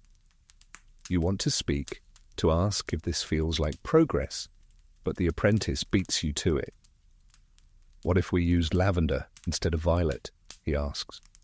"The Queen favors lavender." The older man nods slowly. "Yes. Something delicate. Something persuasive." He gestures for another bottle, and the cycle begins again. You realize, watching them, that this isn't sadism, it's faith. They truly believe they're serving art, discovery, perhaps even God. The Renaissance mind couldn't resist a paradox, that the road to beauty must pass through corruption, that enlightenment might require a body count. On a nearby shelf sit the remains of previous experiments, blackened cloths, cracked bottles, a row of tarnished silver spoons. One bears the faint etching of a lily. You lift a jar of clear liquid, swirling it. The scent that rises is exquisite, something between citrus and honey. The label reads Essentia Puritatis. You doubt it. At the far end of the table, another experiment unfolds. A man in a fur-lined robe, clearly a patron, watches as one of the alchemists sprinkles powder into a flask of wine. "For demonstration," the alchemist explains. He hands the cup to the patron. "Just smell." The man obeys. His eyes light up. "Delightful," he says. "Like spring in Siena." He takes a sip before anyone can stop him. The apprentice gasps, "No, that one!" Too late. The man sets down the cup, blinking rapidly. "I feel—" he begins. Then he sways, catching the table for balance. "I feel—" He doesn't finish. The room goes utterly silent. The alchemist mutters a curse under his breath. "A waste of wine," someone else adds, "and of patronage." They move efficiently, covering the body with a linen cloth. The ledger keeper turns a page. "Formula 18, success at 1 sip, reduce by half." You step back, stomach churning, even as the air remains thick with that same floral sweetness. It's unbearable, and yet you can't stop breathing it. The scent fills every corner of your mind. It's beautiful, it's terrible, it's perfect. The apprentice meets your gaze across the room. There's awe in his expression, not horror. You see what he's thinking, that history will remember this, that art sometimes requires martyrs. "Tomorrow," the master says, "we test delivery methods." "Fans," one suggests. "Gloves," another replies. "Or perhaps a handkerchief." "Perfume bottles," the apprentice says softly. Everyone inhales perfume. The master nods. "Excellent. Begin designing the seal. It must look innocent." You realize you're watching the birth of modern perfumery and chemical warfare. When you finally stumble into the night air, your lungs burn from the residue. The stars above look blurred, as if seen through glass smudged with oil. You pass a church on the way home. Candles flicker through the stained windows. Inside, the priest swings a censer heavy with incense. You catch the faint almond scent of laurel. You can't help but wonder what's burning in there and whether he knows. The irony strikes you. Outside, perfumers are dying to perfect fragrance. Inside, believers inhale smoke to sanctify the same act. Both are convinced they're closer to heaven. You lean against the wall, exhaling the night air in slow, ragged breaths. The scent clings to your hair, your clothes, your skin. You'll wash it off later, though part of you knows you never truly can, because that's how the Renaissance works. It seeps in quietly, molecule by molecule, until you can't tell where history ends and you begin. And somewhere, deep in the perfumer's vault, the ledger closes with a soft thud. Formula 19 pending royal approval. The year is 1564, and you can almost taste the air of fear, the sweet kind, the kind that smells like cloves and decay. You're standing inside a grand salon hung with tapestries of saints and serpents, watching as servants light candles beneath bowls of burning herbs. The courtiers murmur prayers, or maybe excuses. Somewhere someone sneezes. Plague season has returned. You feel it in the silence between the coughs, in the way people press handkerchiefs to their faces, in the heavy perfume that clings to the drapes. The courtier's fashion has changed, no longer about seduction but survival. Perfume is no longer flirtation, it's armor, and you are right in the center of this ritual of protection. Everywhere you look, people are fumigating the air, burning rosemary, vinegar-soaked sponges, orange peel. The doctors of the day swear that disease travels by miasma, bad air. If the air can kill, then perfume must surely save. A nobleman approaches you, face half covered by a waxed linen mask shaped like a bird's beak. Inside the beak, you glimpse crushed herbs, juniper, clove, myrrh. The physicians of Florence designed this, he says proudly, to sweeten the breath of God's punishment. You want to tell him he looks like a nightmare with a hat, but you bite your tongue. The bird masks would one day become legend, symbols of plague doctors. But here, in the early years of that superstition, they are worn not just by physicians, but by courtiers desperate to live through another winter. Perfume is the only cure anyone believes in. You watch a woman dab oil beneath her nose, trembling. "It stops the rot," she whispers. You look down at her vial, amber and rose. You know that recipe. You saw it in Matteo's shop long ago, before Venice, before Catherine's court. You remember the label, oleo di protezione, protection oil. A myth in liquid form. Historians still argue whether the scented plague defences worked at all. Some modern scholars suggest that vinegar and citrus oils might have had mild antibacterial effects, at least enough to make a difference for those rich enough to afford them. Others say it was all placebo, a beautiful delusion that smelled divine while the world burned. You pass through the crowded hall. The air feels syrupy with overlapping scents, camphor, thyme, rose, vinegar, amber. It's overwhelming. The human instinct to sweeten danger is centuries old, and tonight it smells like 1,000 tiny prayers bottled and spilled. In the corner, a physician demonstrates a new invention, a hollow ball filled with aromatic oil to be held before the nose during travel. "Smell this," he urges. You do, and instantly regret it. The scent hits like acid. "Camphor and sulphur," he says cheerfully, "purifies the blood." You cough, eyes watering. "Or kills it first," you mutter. He laughs. "Better to die clean." A few courtiers chuckle, though not too loudly. The Queen, seated near the hearth, is having her gloves fumigated over coals. She looks weary, but regal. "The scent of life itself," she murmurs. René Le Florentin's recipes live on. Every royal household now has its own perfumed physician. The line between medicine and cosmetics has evaporated completely. What began as seduction has become salvation. A servant walks by with a tray of linen masks soaked in lavender. "For the children," she explains softly. You notice one mask embroidered with golden thread. It's beautiful, useless. Later, as the candles gutter low, the conversation turns philosophical.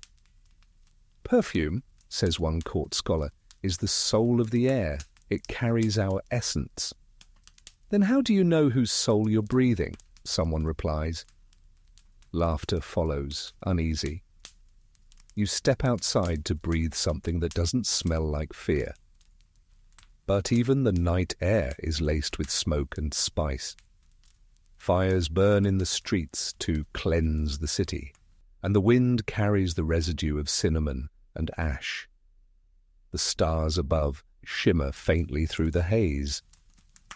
You think of how many generations have looked up during plague years, clutching rosaries or perfume bottles, believing that if they could just breathe the right scent, they'd be safe. You wander toward the river, where the poor huddle around open fires. They have no ambergris, no musk, no doctors in beaked masks. Their perfume is smoke, sweat, desperation, and yet there's something honest in it. No deception, no false hope bottled in crystal, just survival. A woman looks up from the flames, her face lined but resolute. "You smell of the palace," she says. You glance down at your clothes, realizing the rose and amber still cling to you. "I suppose I do." She nods. "Then you'll live longer. The air fears money." You want to laugh, but you can't. Historians still debate how many lives perfume truly saved during the plague years. But one thing is certain. It reshaped Europe's nose. People learned to equate sweet smells with safety, to distrust anything earthy, human or real. It was the birth of modern hygiene and of modern vanity. You walk back through the sleeping city. The fires crackle. Somewhere, a church bell tolls. You pass a perfumery window still glowing with light. Inside, an apprentice mixes oils by candle flame, his face reflected in the glass. The scent that escapes, mint and myrrh, is sharp, medicinal, strangely comforting. You close your eyes and breathe it in. The plague may have passed in cycles, but perfume, you realize, became permanent. Once humanity learned to disguise its fear with fragrance, it never stopped. You glance back once more at the cityscape, the towers, the smoke, the glitter of dying fires. It's beautiful, in the way that tragedy becomes beauty after enough centuries. And for the first time tonight, you almost believe in perfume as armor. Almost. The year slips forward again. Versailles rises from the marshes outside Paris, and France, the France of Louis XIII and soon of Louis XIV, learns to breathe through its nose like a god. You stand at the edge of a half-built palace where marble and mirrors gleam faintly in the early light, and you realize that this is the logical end of everything you've seen. The Medici perfumes, the Venetian poisons, the Florentine fans, all of it is about to be reborn here, gilded and made to dance. You walk through the half-finished corridors where sawdust and rosewater mingle. Servants drag carts of lavender and straw to mask the smell of stagnant water. Courtiers, already practicing their bowing and gossiping, dab their wrists with imported musk to disguise the stench of labor. The air hums with ambition and, more faintly, with rot. Versailles will soon become a myth of cleanliness and fragrance, but right now it's a construction site that smells faintly of damp plaster and deceit. The king himself, thin, pale, learning to move like sunlight, has summoned a new generation of perfumers. Catherine de' Medici's old alchemical craft has turned into an industry, centered in Grasse and Paris. The men from Grasse arrive in wagons bearing sacks of dried blossoms and barrels of animal musk. Their leader bows low before the royal architect. "We will perfume the very walls," he says, "so His Majesty may never breathe ordinary air again."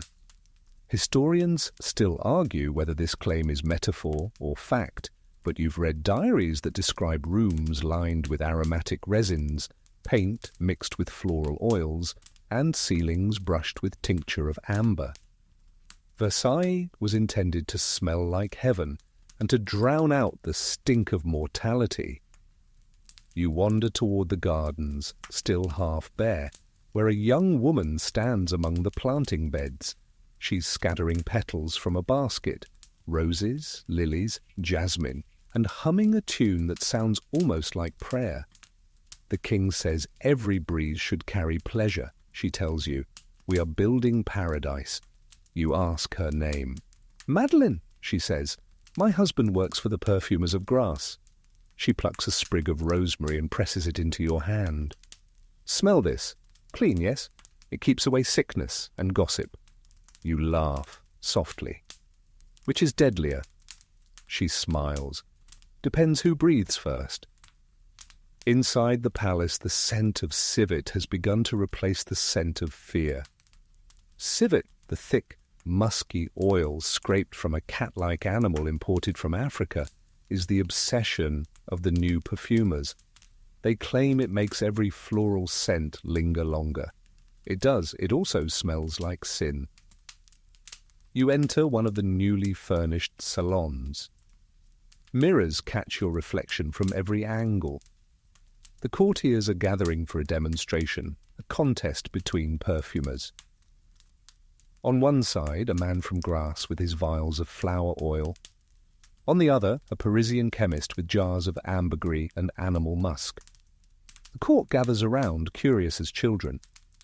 The man from Grasse goes first.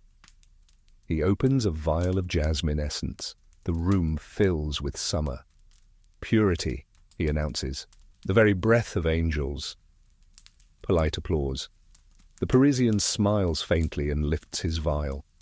The scent that pours out is dark, sensual, oddly human. It smells like skin warmed by candlelight, like something you shouldn't love but do. The courtiers murmur. The king closes his eyes. "This," says the Parisian softly, "is life itself." The room is silent. Then the king nods once. "Versailles," he says, "will smell like this." Historians still debate this moment, but many trace the French court's obsession with musk and amber to that single day. From then on, perfume was not only about purity, but power. A noble's scent became a signature, as recognizable as a seal. Each courtier employed a personal perfumer. Recipes were guarded like state secrets. To lose your scent was to lose your identity. And yet there's a shadow here. Beneath the luxury lies sickness, literal and moral, because musk and ambergris, the foundations of this new olfactory empire, come from the bodies of animals tortured for extraction. Civet cats chained in darkness. Whales butchered for ambergris, floating in their bellies. The sweetness of Versailles is built on suffering. You think of the earlier centuries, the perfumers in Florence and Venice who whispered about death in their workshops. They would have understood this irony perfectly. Beauty always demands a sacrifice. You step outside again, where the wind carries the mingled aromas of roses, manure, and construction dust. The palace towers glint gold in the distance. You realize that this new France is simply the Renaissance painted brighter, its poisons diluted into elegance, its fear rebottled as fashion. A perfumer walks past, balancing a tray of glass bottles. "For the royal chambers," he says, "lavender, jasmine, and civet." "What happens," you ask, "when the perfume fades?" He smiles wearily. "Then we make more, always more." You trail him through the corridors, watching as he sprinkles scented vinegar on the floors, burns herbs in brass braziers, and wipes amber oil along the furniture. The palace breathes in fragrance and exhales arrogance. The courtiers inhale deeply, as though immortality hides somewhere in the smell. In one corner, a young noblewoman catches your gaze. "Do you know what I miss?" she says softly. "The smell of the rain." You look outside. The sky above Versailles is perfect blue, engineered serenity. The rain has been banished, at least from the stories told here. Later that night, you find yourself wandering through the nearly finished Hall of Mirrors. The candles flicker along the endless reflections. You think of Florence's poisoners, of Catherine's vials, of the perfumed gloves that once sealed a duchess's fate. The line from them to this place is unbroken. Versailles is simply the grandest bottle yet. And as you stand in that shimmering corridor, breathing air laced with musk and rose, you can't help but feel it. The faint, dizzying thought that the real poison of the Renaissance wasn't arsenic or belladonna, it was beauty. And you, like everyone else, are still inhaling it. Morning at Versailles smells like vanity. The sun has barely lifted above the horizon when the courtiers begin their ritual of la toilette du roi. You stand among them, pressed into the gilded edges of a room already thick with perfume and heat. Every breath tastes like a catalogue of ambition: amber, rose, sandalwood, and the sharp tang of orange peel, crushed beneath velvet slippers. This is the new theatre of scent. The king is being dressed, and even his silence is perfumed. His wig has been powdered with iris root, his gloves soaked overnight in lavender water. The linens smell faintly of almonds because the laundresses rinse them in eau d'ange, angel water, a mixture of benzoin, rose water, and alcohol. A young courtier beside you whispers, "The king despises sweat. He says the body must smell like divine order." You glance around. Every man here glitters, but every face glows with a faint sheen of anxiety. It's a kingdom run on fragrance and fear. This is the century when men have learned to smell too sweet. Historians still argue whether the Renaissance ideal of beauty truly survived into Louis's court, but you can see it breathing here, only transformed. Where once perfumes masked poison, now they mask insecurity.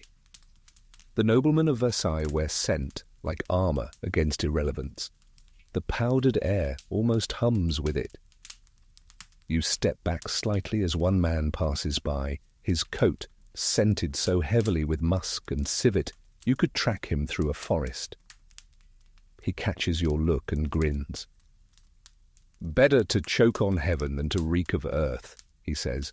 You can't tell if it's arrogance or faith. A perfumer bows as he enters the room. a man of modest dress but grand reputation. "Your Majesty," he announces, "a new formula from Grasse, notes of verbena, lemon, and cleanliness." That word, cleanliness, makes everyone lean forward. In an age that fears bathing as a danger to the humours, cleanliness must come from air, not water. Perfume is shower, medicine, prayer. The perfumer spritzes the room with his invention. The courtiers close their eyes as if he were administering communion. The king inhales, nods. "It smells like virtue," he declares. And just like that, virtue has a scent and a patent. You slip out of the crowded chamber into the corridor where the air is no less heavy. A row of servants kneel, scrubbing the marble with perfumed vinegar. The smell of pine and resin stings your nose. Even the walls must perform purity. A maid carrying a tray of pomanders passes by, and the conversation of courtiers drifts after her like a chorus. "Did you hear? The Marquis changed his cologne." "To what?" "Cedar and clove." "How bold! A man of tragedy." They laugh, soft and rehearsed. In this world, a scent can announce your mood, your wealth, even your politics. The loyal smell of jasmine, the rebellious of smoke. Lovers signal with orange blossom. Widows drench themselves in violet. If Florence and Venice were battlefields of perfume, Versailles is an opera. Every note performed to perfection. You turn a corner and find yourself in a small salon lined with mirrors. Inside, two noblemen stand at a table covered in bottles. They're debating their signature scents like duelists choosing weapons. "I favour amber," one says, dabbing it on his wrist. "It lingers like influence." The other smirks. "Influence fades, musk endures." He waves his hand and the air shivers with something dark and animal. The first coughs lightly. "Smells like sin." "Oh, then I'm well dressed," the second replies. They both laugh. You can't help it. You laugh too. Historians still argue whether musk was admired or despised in this period. Its origin, drawn from glands of deer, civet cats, and other unfortunate creatures, made it simultaneously luxurious and obscene. It was rumoured that women fainted at its strength, but that was precisely the point. To faint was to prove sensitivity. To endure was to prove sophistication. You notice that the servants, scrubbing nearby, smell of nothing but soap and fatigue. The hierarchy of scent is as rigid as the social one. Later in the garden you find a group of noblemen fanning themselves under a plane tree. The air outside should be clean, but even here it's thick, with imported flowers and the distant reek of horses. One of the men gestures toward a statue of Apollo gleaming in the sunlight. "The king fancies himself the sun," he says, "but the sun stinks of sweat. We make it smell like lemon." The others chuckle, but there's unease beneath it. You realize that even jokes here must smell agreeable. You sit for a moment, inhaling. The perfume of the court is complex, floral, musky, faintly metallic. It's beautiful, but it doesn't breathe. You remember the Venetian canals, the Florentine workshops, the Roman incense. All of them sought to manipulate the air. Versailles has perfected it. They've created air that obeys. And yet something human is missing. The scent of dirt after rain, the tang of real bodies, the smell of anything unpolished. Versailles has bleached it all away. That night, during a small concert, you stand near the back of the hall, where candle smoke curls upward in lazy spirals. The music is lovely. The room glows. But beneath the perfume, beneath the laughter, there's something almost funereal. The courtiers breathe carefully, as if afraid to disturb the composition of the air. The king applauds. The musicians bow. And as the audience disperses, you catch a faint, sour undertone. The human smell Versailles pretends doesn't exist.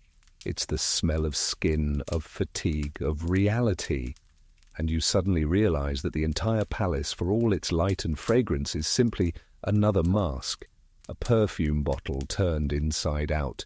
Men who smell too sweet are still trying to hide something, and though they no longer kill with scent, they're still poisoning the truth of the air. You take one last breath of it, amber, musk, and the faint, stubborn scent of loneliness, and you step outside into the garden. For the first time all day, the wind smells of grass. You close your eyes and let it cut through the sweetness like mercy. Night falls over Genoa, and the harbour flickers with lamps reflected in the black, slick water. You stand at the edge of the docks, the air thick with salt and spice and money. Somewhere nearby, sailors unload barrels marked with faint sigils, cinnamon, cloves, resins, musk. The scents swirl together like the memory of every place you've visited. Florence's danger, Venice's decadence, Rome's smoke, Versailles' suffocation. Here, the perfume trade is its own religion. Genoa's merchants call themselves I Mercanti del Paradiso, the merchants of paradise, and they mean it. Their goods are incense and oil, myrrh and civet, balsam and benzoin, but paradise, as always, hides a worm. You follow a narrow alley up from the harbour where perfumers and apothecaries share the same cramped arcades. In one stall, a woman grinds spices while her husband measures powders on a brass scale. Their window glows amber from the resin lamps. You pause. "Perfume?" the woman asks. "For joy or for grief?" You tell her you haven't decided yet. She smiles. "Then I'll make both." She mixes drops of citrus and myrrh, adds a shaving of sandalwood, then something sharp, almost metallic. She swirls the vial, holds it up to the lamplight. The liquid gleams the colour of honey before sunset. "Smell," she says. "You do?" "It's strange, comforting and ominous all at once." "What's in it?" She shrugs. "That depends who asks. For some it's a prayer, for others a debt." Her husband looks up from his scales. "Don't scare the traveller, Lydia." But she only smiles again. You can't scare anyone who already knows how the world smells. Historians still argue whether Genoa and Naples were the real centres of Europe's scent economy, or simply its shadows, the places where the dangerous ingredients changed hands before heading north to the courts. But everyone agrees on this. What was sold as perfume here could also be poison, medicine, or miracle, depending on the purse and the confessor. You follow Lydia into the back room, where bundles of herbs hang from the rafters: lavender, sage, rue. On the table lie bottles sealed with wax and labelled in both Latin and lies: Oleum animae, aqua misericordiae, Spirito Santo. "Holy Spirit," she says when she catches your glance. "Bestseller, smells like forgiveness, costs like sin." Her husband laughs softly. She likes to joke that we sell heaven by the drop. Lydia pours a little of the Spirito Santo into a dish and lights it. The flame burns pale blue, and the scent that rises is astonishing, clean, sharp, a mix of lemon peel and frankincense. "For funerals," she says quietly. "It helps the mourners cry faster." You think she's joking, but she isn't. Next door, another merchant calls out in Neapolitan, "Ambergris, Wales gold, fit for a pope or a murderer." You watch as sailors haggle over lumps of grey resin that look like stones but smell like warmth and sex and wealth. One man slices off a corner with his knife, drops it into his pouch and mutters, "For luck." The smell is everywhere now, sweet, salty, faintly obscene. You can't escape it. Later that night, in a tavern overlooking the water, you meet a perfumer named Niccolò. His hands are ink-stained, his hair powdered with spice dust. "In Genoa," he says, "we trade in salvation. Every scent tells a story, you just have to charge the right ending." He sips wine and gestures toward a man at another table. That one sells holy oil to priests by day and poison to bankers by night. Same bottle, same price. Only the label changes. And you? You ask. He grins. I sell both at once. He takes a small bottle from his pocket and rolls it between his fingers. Acqua di doppia fede, he says. Water of double faith. Smells of hope to the buyer and despair to the target. Useful for politics. You ask what it's made of. Amber, rose and nightshade. But only a trace. He leans closer. Poison should never announce itself. It should seduce. He tips the bottle toward you. Smell. You hesitate. I've learned not to. He laughs. Hey, good. You'll live longer. Outside, the sea sighs against the quay. The ships creak softly, heavy with secrets. Genoa feels like the city where all the invisible trades meet, the scent of paradise masking the stink of crime. Historians still debate whether merchants like Niccolo were truly killers or simply middlemen in a moral economy that no one dared name. But the records tell stories of ships that left port reeking of musk and myrrh and arrived days later carrying only corpses, of contracts sealed with perfumes that vanished in the night, of confessions whispered to priests who themselves smelled too sweet. Niccolo refills your cup. Do you know what I love about perfume? He asks. It's honest. It tells you everything about the person wearing it. The only lie is pretending you can't smell it. He stands, leaves a few coins on the table, and walks into the fog. You follow him to the edge of the dock, where he boards a small boat. The lantern swings as he rows away, and for a moment the wind shifts. You catch his scent again, rose, amber, smoke, and beneath it the faint sting of something metallic. The smell lingers after he's gone. You stay there until the lantern fades, watching the waves slap against the stone. Genoa smells alive, dangerous, human. It's the scent of the in-between, the space where holiness and hunger share the same skin. You breathe deeply, not because it's safe, but because it's true. And for the first time in a long while, the air feels honest. The room smells like heartbreak and beeswax. You stand in a narrow Paris apartment, lit only by a single candle that leans dangerously close to a stack of perfumed letters.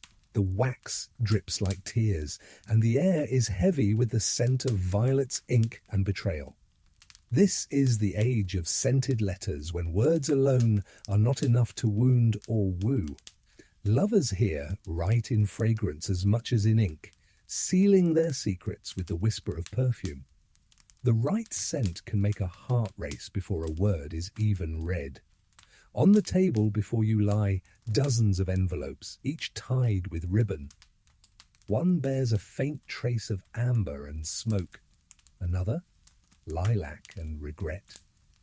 You reach for one and hold it to your nose. It smells like citrus at first, then fades into something darker, metallic. You recognize it. The telltale bite of arsenic dust. Not all love letters are meant to be read. Historians still argue whether perfumed correspondence was primarily flirtation or espionage. In the courts of Europe, scent travelled faster than speech. Diplomats carried missives soaked in lavender water to mask the musk of fear. Lovers hid codes in fragrance, rose for yes, clove for no, and a drop of vinegar for despair. You lift a letter addressed in curling script. Mon cœur, je t'envoie mon âme dans ce parfum. My heart, I send you my soul in this perfume. The wax seal is imprinted with a swan. You break it carefully.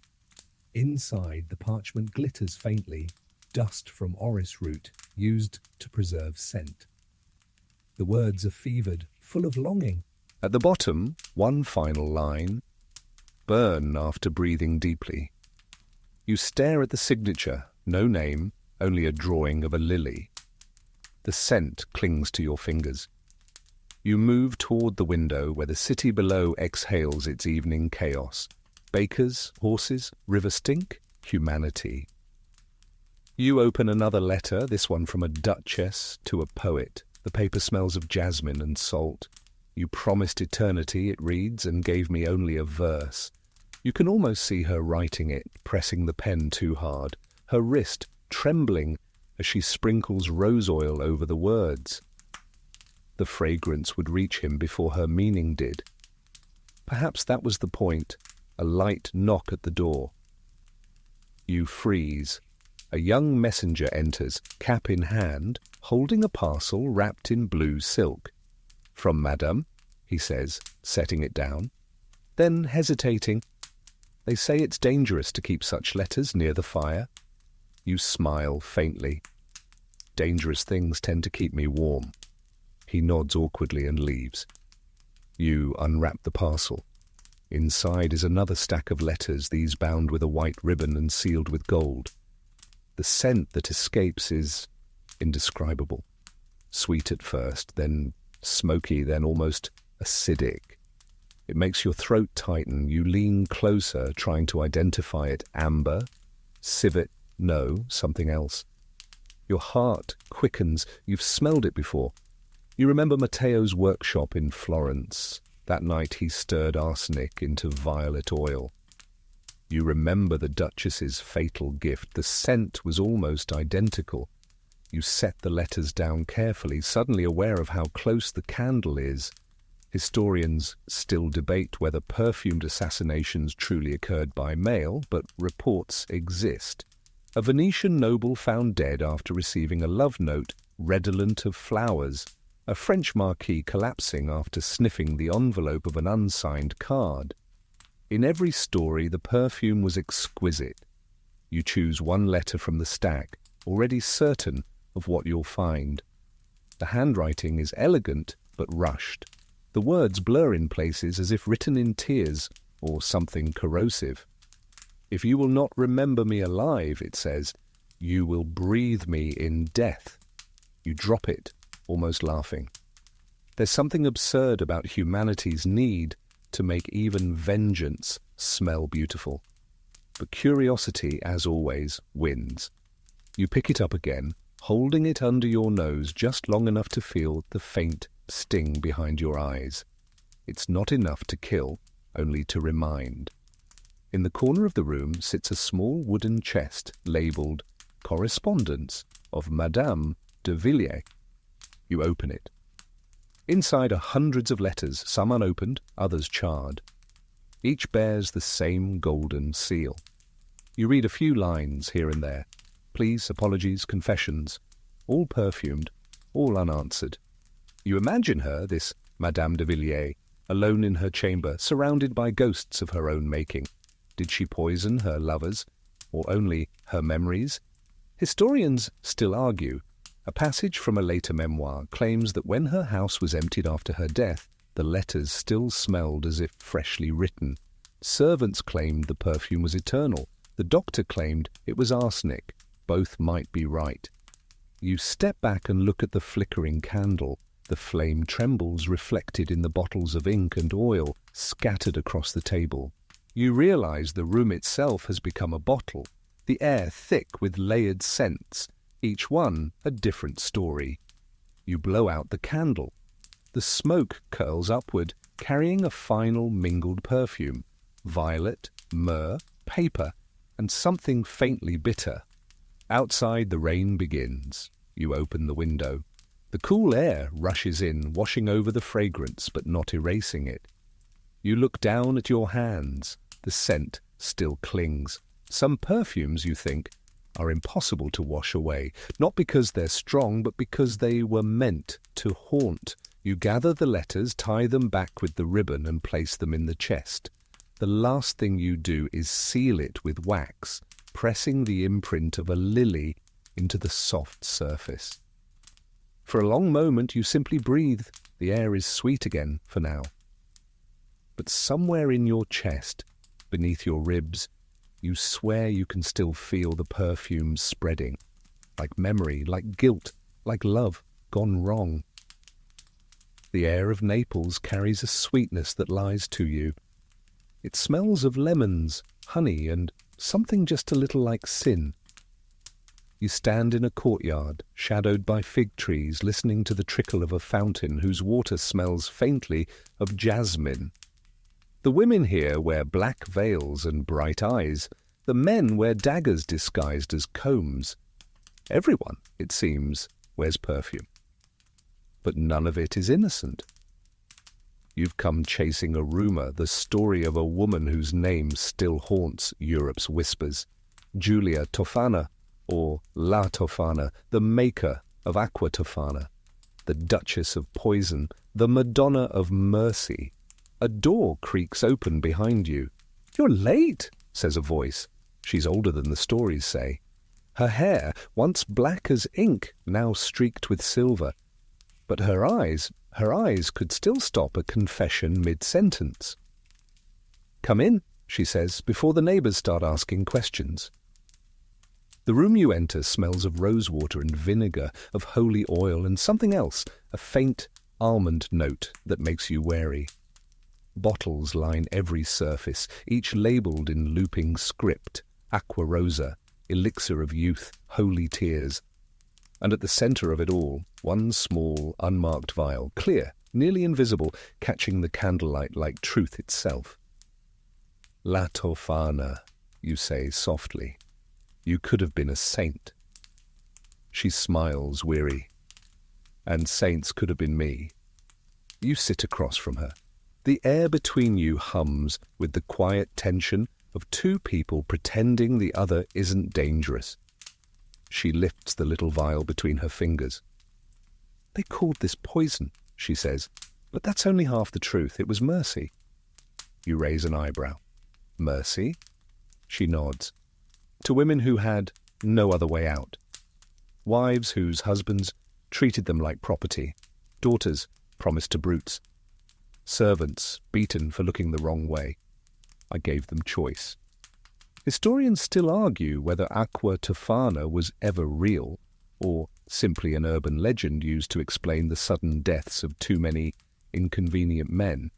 But records show women across Italy executed for administering small kindnesses. "What was in it?" you ask. She tilts her head. "What's in perfume? Essence, purity, and the patience of those who make it." She gestures to her workbench. "I began as a perfumer, did you know? The church bought my rose oil for altars. Then one day a priest came to bless my home and told me my scent was temptation. So I made temptation into salvation." You glance at the vial again. "It looks like water." "That's the beauty," she says. "A drop in soup, a kiss on the skin, a dab on the neck. The husband sleeps, the wife finally breathes." She pauses, swirling the liquid gently. "They begged me to make it smell sweet. I refused. Death should be invisible, not beautiful." Her eyes flicker toward a small wooden chest in the corner. "I never kept payment in gold, only in stories." You follow her gaze. The chest is carved with lilies, the same symbol you've seen again and again on seals and bottles from Florence to Paris. You realize now that the lily isn't just a flower of purity. It's an emblem of secrecy, of power, disguised as grace. She sees you notice. "You've followed the scent longer than most," she says. "Tell me, what have you learned?" "That perfume and poison are the same art," you say quietly. She smiles, almost proud. Then you understand. Outside, thunder rumbles over the bay. The wind pushes through the shutters, stirring the air. The scent of almonds grows stronger. "Historians will call you a murderer," you say. "They already have," she replies. "But they never called the men who beat their wives killers. They called them husbands." She places the vial on the table between you. "Take it," she says. You hesitate. "Why?" "Because one day," she says softly, "someone will write about me.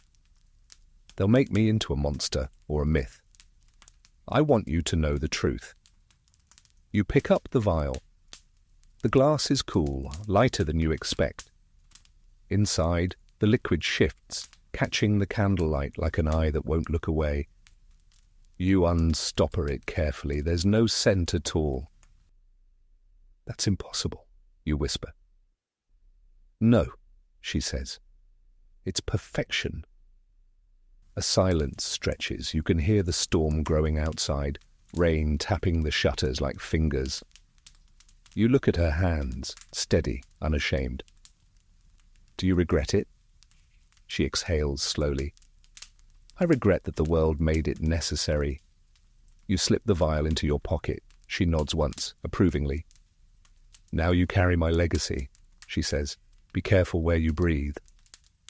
The candle flickers, casting long shadows across the bottles.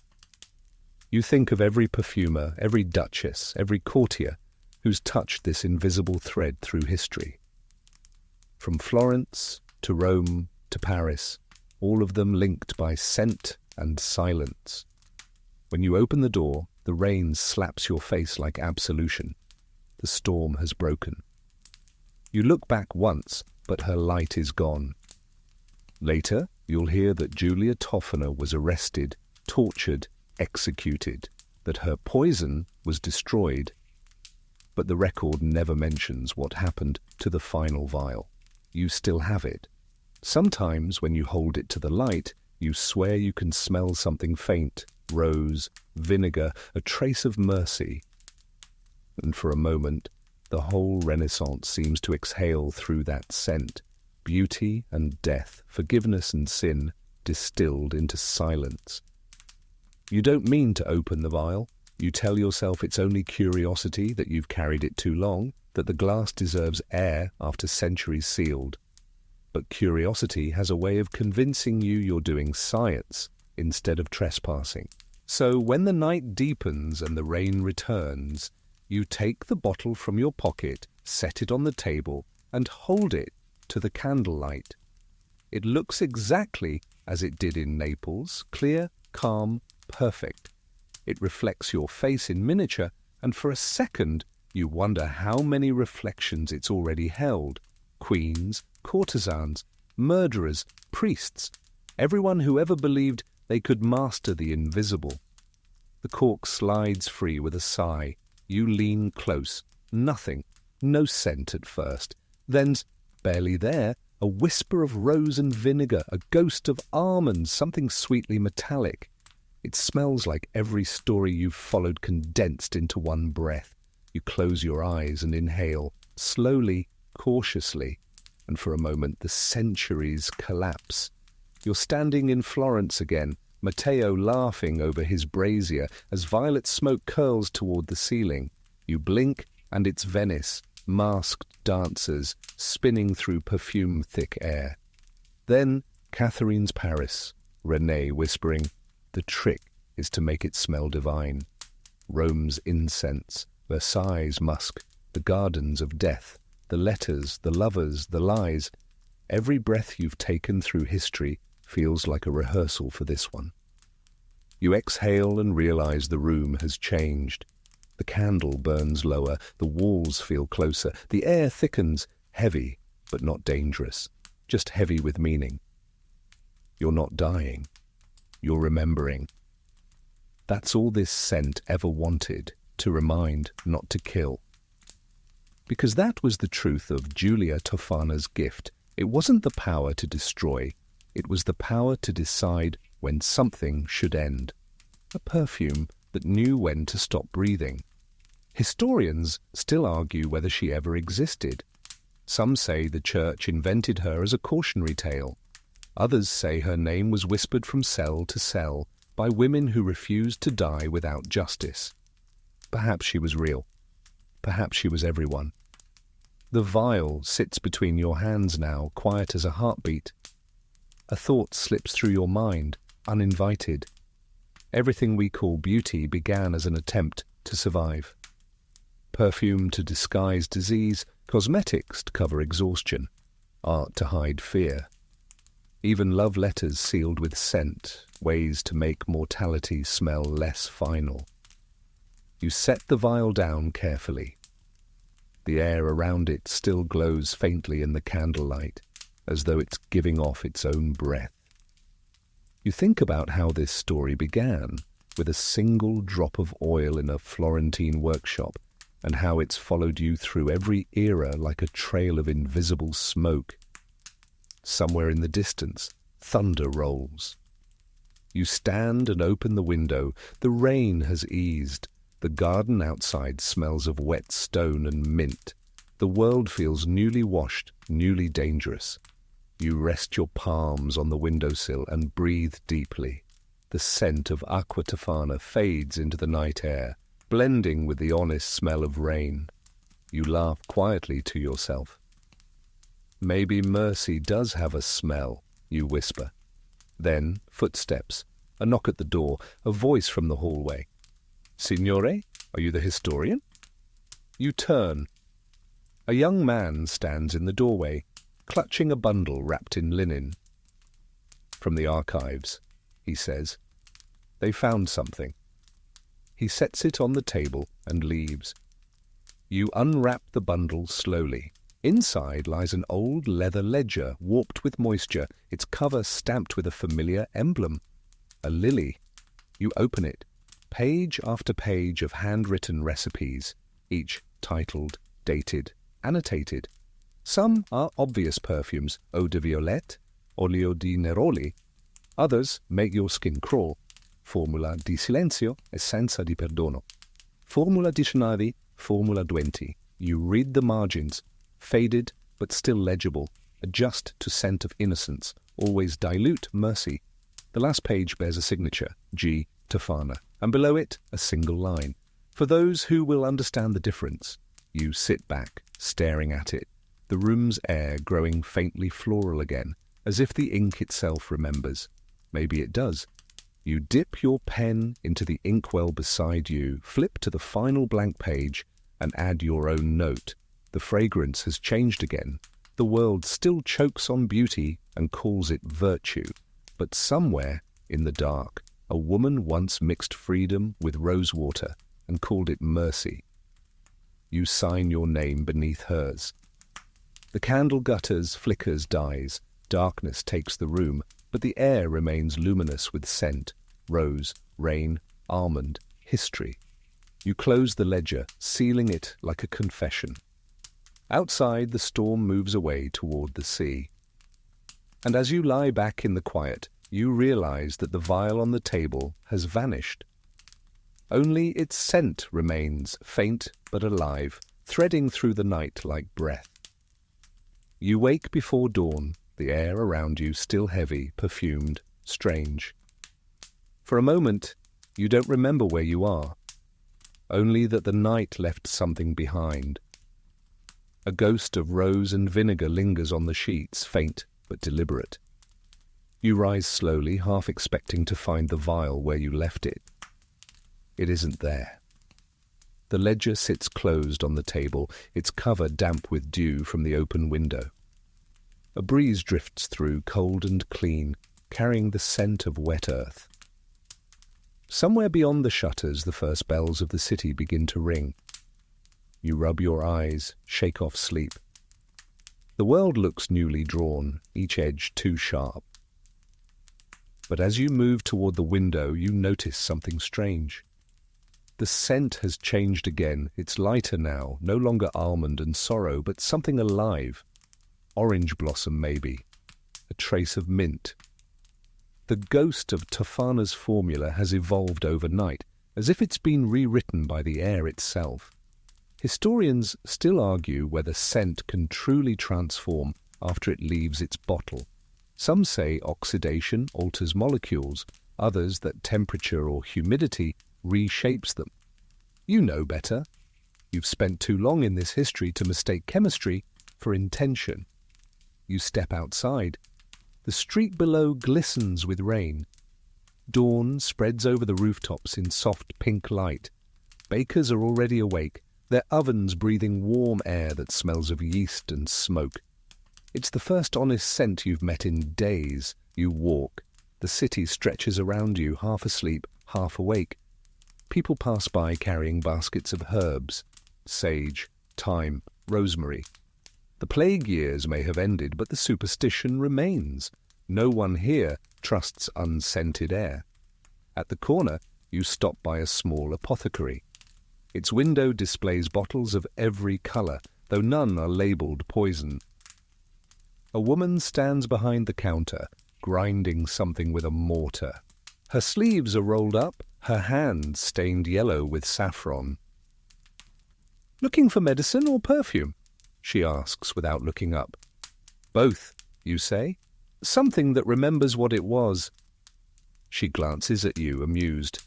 "Then you want essence of resina viva, living resin. It changes with whoever wears it." She pours a few drops into a vial and hands it to you. The liquid glows faintly amber. "Smell," she says. "You do. It's different every second, now sweet, now sharp, now impossible to name." You smile. "You've done it?" She shrugs. "The formula isn't mine. Found it in an old Florentine notebook." Your pulse quickens. "Was there a signature?" She nods. "2 letters, MT. Matteo." You hand her the coins, though she waves them off. "Keep it," she says. "Consider it a gift from one who loved stories." You thank her and step back into the street, the vial warm in your hand. This is how history survives, not in museums but in markets, not in marble but in scent. You walk toward the river, uncork the vial, and hold it to your nose. The fragrance blooms instantly. Violet, honey, smoke. It smells like Florence and Venice and Paris all at once, like all the cities that ever disguised themselves in perfume. You close your eyes, and the world begins to speak again. Voices whisper through the scent, the perfumers, the queens, the lovers, the killers. Their tones rise and fall like waves, overlapping, fading, returning. I mixed for beauty. I mixed for freedom. I mixed for fear. I mixed for love. You open your eyes and find the city glowing gold. The air feels thick, full, almost alive. Somewhere church bells begin to ring again. You take another breath and realize that the perfume has changed once more. It smells faintly of rain now and maybe, just maybe, of forgiveness. You tilt your head back and laugh quietly. Historians will never agree on what truly happened in those centuries of perfumed conspiracies. Some will call them myths, others will call them crimes. But standing here between the river's breath and the scent of bread rising, you understand what all of it meant. Perfume was never about vanity. It was about memory, about leaving something behind that could outlive flesh. You uncork the vial once more and pour a single drop into the water. It shimmers, spreading outward, vanishing. A whisper curls through your mind. Toffana's voice, Matteo's, maybe even Catherine's. Now the air remembers us. You breathe deeply and for the first time it feels safe. Because the danger isn't in the scent anymore, it's in forgetting. By the time you reach Florence again, the city feels smaller, like something folded neatly inside itself. The Arno glints under a bruised sky, and the scent of the river carries every story you've ever followed back to its beginning. The air is thick with humidity and history, as if both refuse to evaporate. You cross the Ponte Vecchio, that golden spine of workshops and whispers. Jewelers are setting out their wares, and somewhere, beneath the tangle of metal and glass, you know the old perfumer's shop once stood.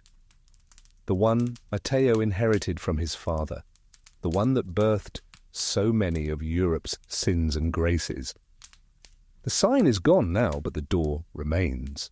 The wood is cracked, the hinges rusted, but the faint trace of oil and smoke lingers, as though the room has been breathing even in silence. You push the door open. The inside smells of dust and time, but beneath it, faintly, the unmistakable ghost of jasmine and wine. Shelves sag under the weight of bottles gone opaque with residue. The air glows gold where sunlight hits the suspended dust. You breathe in, and the scent settles on your tongue like a familiar lie. A figure appears in the doorway behind you, a young woman, her apron streaked with ochre pigment. "Careful," she says. "The floorboards rot near the back." You turn. "Is this your shop?" "My father's," she says, "and his father's before that. They made paint and perfume for the church. You smell it, yes?" It never leaves. She steps closer, wiping her hands. "Most people come here looking for relics. You don't look like a pilgrim." "I'm looking for a man named Matteo." She tilts her head. "That's my great-grandfather's name. You knew him?" "In a way." She smiles faintly, amused by your answer, but not dismissing it. "They say he made perfumes for the Duchess of Ferrara and for a queen in France, but he died poor." You glance at the cracked jars, the warped shelves. "He left something richer than gold." She laughs softly. "History? That's a poor inheritance." "Maybe," you say, "but it lingers longer than coin." She gestures for you to follow her into the back room, where sunlight filters through stained glass, turning the air to amber. "We still keep some of his notes," she says, "though the pages crumble if you breathe too hard." On a wooden workbench lies a small box bound in faded leather. She opens it with reverence. Inside are scraps of parchment, formulas written in Matteo's looping hand. Some are recipes for oils and tinctures, others covered in diagrams of flowers and human hearts. She picks one at random and reads aloud. "To capture beauty, mix 1 part longing, 1 part danger. To preserve it, add truth, but never too much." You both laugh quietly, though it doesn't feel like a joke. In another note, he's written, "The nose knows what the tongue fears to say." You run your finger along the ink. It smudges slightly, releasing a faint scent of lavender, as though the writing itself was perfumed. "You know," the woman says, "people come here from all over Europe looking for the poison stories. The duchesses, the assassins, they never ask about the ones who healed. Matteo made medicines too. Oils that soothed fevers, herbs that calmed the mad.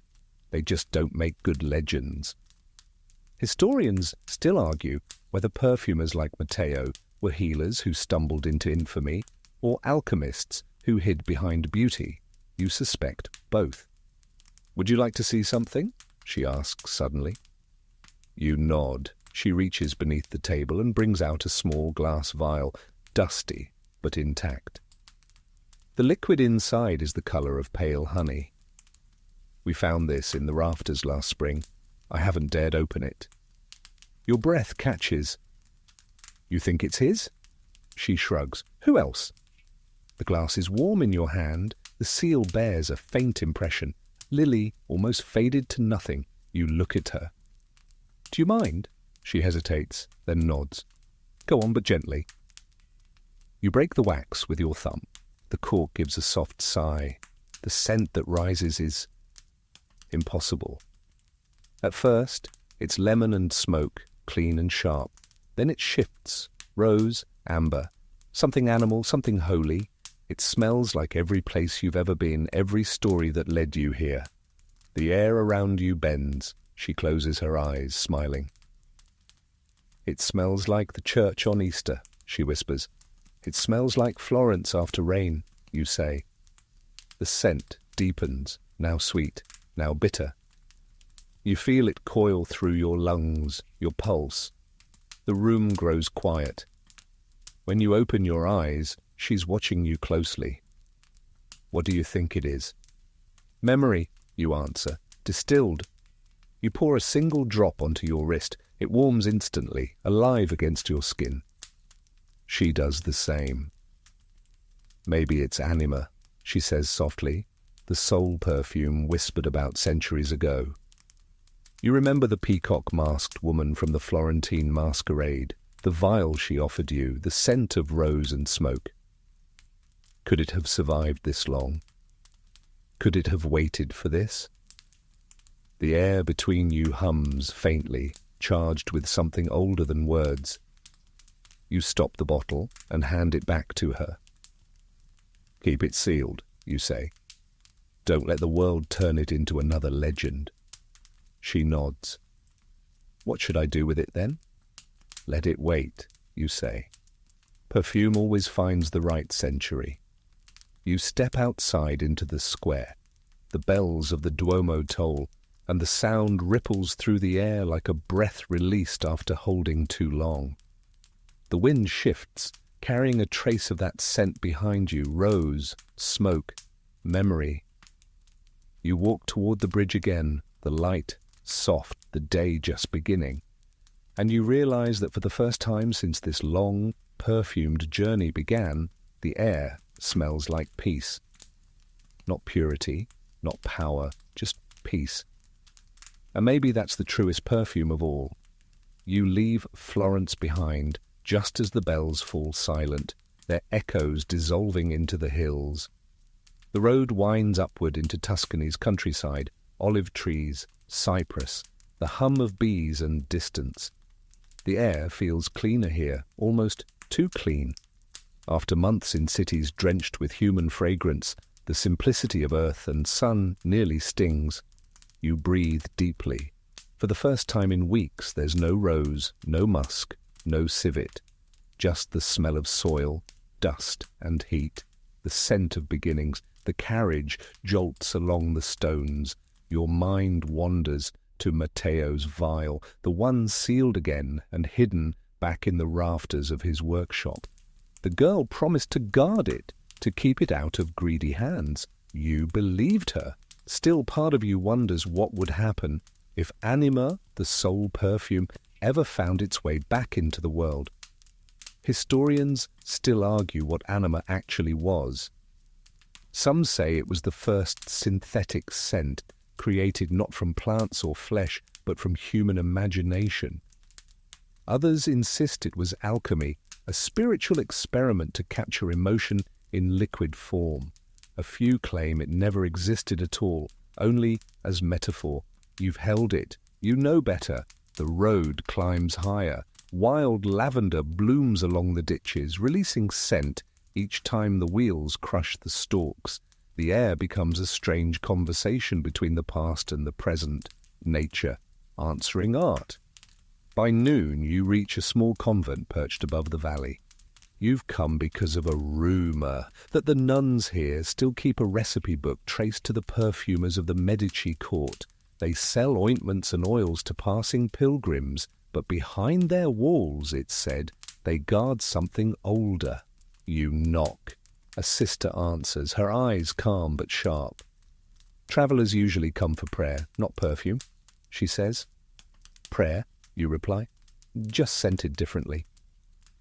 She studies you for a long moment, then smiles faintly and motions you inside. The convent's halls smell of beeswax, thyme, and cool stone. Everything here is soft, the light, the sound, even the footsteps. It feels like stepping into silence that has learned how to breathe. You follow her into a narrow chamber lined with shelves, bottles, jars, bundles of dried herbs. "We keep the old recipes here," she explains. "Some for healing, some for memory. A few we no longer touch." "Why not?" "Because their makers believe too much in themselves." She gestures toward a cabinet bound with iron clasps. "That one stays locked." You look at her. "Matteo's?" Her gaze flickers. "You know the name." "I've been following his scent." She doesn't ask what that means. Instead, she opens the cabinet slowly as if negotiating with ghosts. Inside are a few fragile manuscripts browned by time, their edges singed. One bears a symbol you know too well, a lily pressed in ink. She touches it lightly. "This came to us long ago, brought by a woman from Naples." "La Tofana," you whisper. The nun nods once. She called it a confession, said it was too powerful to keep. You trace the lines of the manuscript. It's more prayer than formula, a meditation on scent and soul. Perfume binds the visible to the invisible, it reads. The body dies, but its fragrance lingers in the air until the wind grows tired. You exhale. She understood more than the men who tried to burn her name away. The nun closes the cabinet. Understanding can be dangerous. Not understanding is worse. She regards you quietly, then nods toward the door. Come with me. You follow her into the garden, enclosed by high stone walls. The sun falls in bands of gold across the herbs, sage, rosemary, mint, and something rarer, white roses, each one glimmering faintly as if dusted with light. The sisters say these roses never wilt, she says. We water them with wine and ashes. You kneel to smell one. The scent is pure, almost painfully so. Not the sweetness of Versailles, nor the fatal perfume of Venice, but something humbler, grounded. It smells like forgiveness. You keep his memory alive, you say. She shakes her head. We keep what he learned alive, that everything made with love can still be misused, that even purity needs a cage. You look out across the valley. The wind stirs the herbs, sending small clouds of scent upward.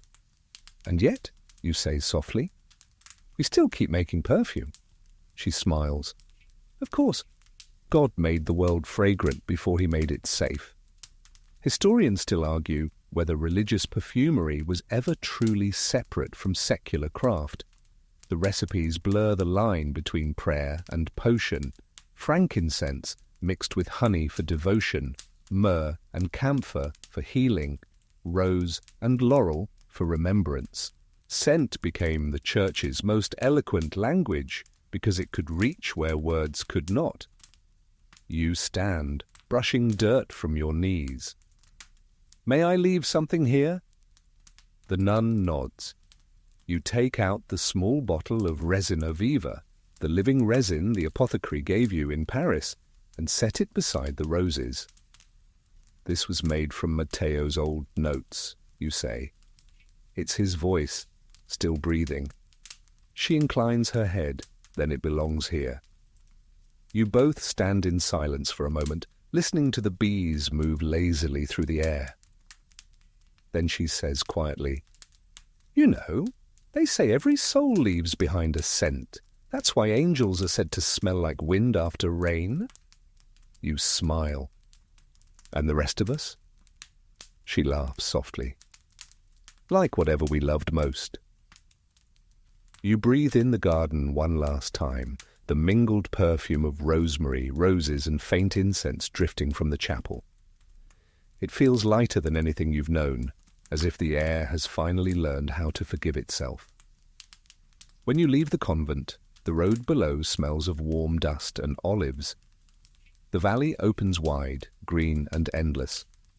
You carry no vial now, no ledger, no proof. Only scent clinging faintly to your hands. And you realize for the first time that you don't need to collect perfume anymore. You've become it. The next morning dawns pale and weightless, a sky of diluted blue and gold dust. You follow the road north, through vineyards slick with dew, until the world begins to smell faintly of harvest, crushed grapes, fermenting sweetness, the metallic breath of the press. The air feels alive again, human, unpretentious. You stop at a small tavern on the edge of the fields. It smells of bread and smoke, of rosemary roasted in olive oil, of life that hasn't yet been bottled. For once, you eat without ceremony, just crust, cheese, and wine so young it still tastes like sunlight. The innkeeper, a grey-haired man with the permanent scent of garlic, watches you curiously. "You're not from here," he says. "Travelling scholar?" "Something like that," you reply. He sets down your plate and leans closer. "Then maybe you'll like this." From behind the counter, he produces a small jar sealed with wax. "My grandmother's oleo di memoria," you smile. "Oil of memory?" He nods. She said if you rub it on your wrists before you sleep, you dream of the thing you miss most. People used to come from the next village just to buy a drop. Now they only want wine. What's in it? He shrugs. Whatever she loved, I suppose. Time, maybe honey. Some say tears. You twist the jar open. The smell is humble, earthy, herbal, honest. It feels more like home than legend. He laughs when he sees your expression. Not what you expected, it's no court perfume, but it keeps the past close. You rub a bit on your wrist. The warmth of your skin wakes the scent fully, soft, bitter, and strangely tender. Maybe it's the best thing I've smelled, you admit. He raises an eyebrow. Then you've been smelling the wrong things. Historians still argue whether folk perfumes like this one, simple oils and tinctures, were descendants of the grand perfumeries or their quiet rebellion. While courts perfumed themselves into oblivion, peasants used scent for remembering, rosemary for the dead, lavender for the linens of new brides, smoke from olive branches to mark the end of harvest. Scent as life, not artifice. You linger outside after eating, watching workers in the vineyard crush grapes with their bare feet. The smell of the juice rises thick and intoxicating, but there's nothing refined about it. It's sweat, laughter, and chaos, a perfume too alive to fit in glass. You wander among them. A woman with sunburned arms smiles at you, handing you a cluster of grapes. "Smell that?" she says. "That's how you know the season's good." You crush one between your fingers. The scent bursts open, sweet, tart, the faintest note of iron. It smells like blood without the horror, like living without fear. You ask her if she uses perfume. She shakes her head. Perfume is for people who forgot they're already human. You laugh, and she grins. Besides, she says, wine is cheaper. The workers break into song, a slow, rhythmic chant that rises and falls with the press of their feet. The air grows thick with grape must, crushed leaves, and the faint bite of yeast. You breathe it in, and it feels like the earth is reminding you what real fragrance means, something made by time, not artifice. As the sun lowers, you walk back to the tavern. The innkeeper sits outside, smoking a pipe that smells faintly of anise. "You've got that look," he says, "the one people get when they finally stop looking." "Looking for what?" He shrugs.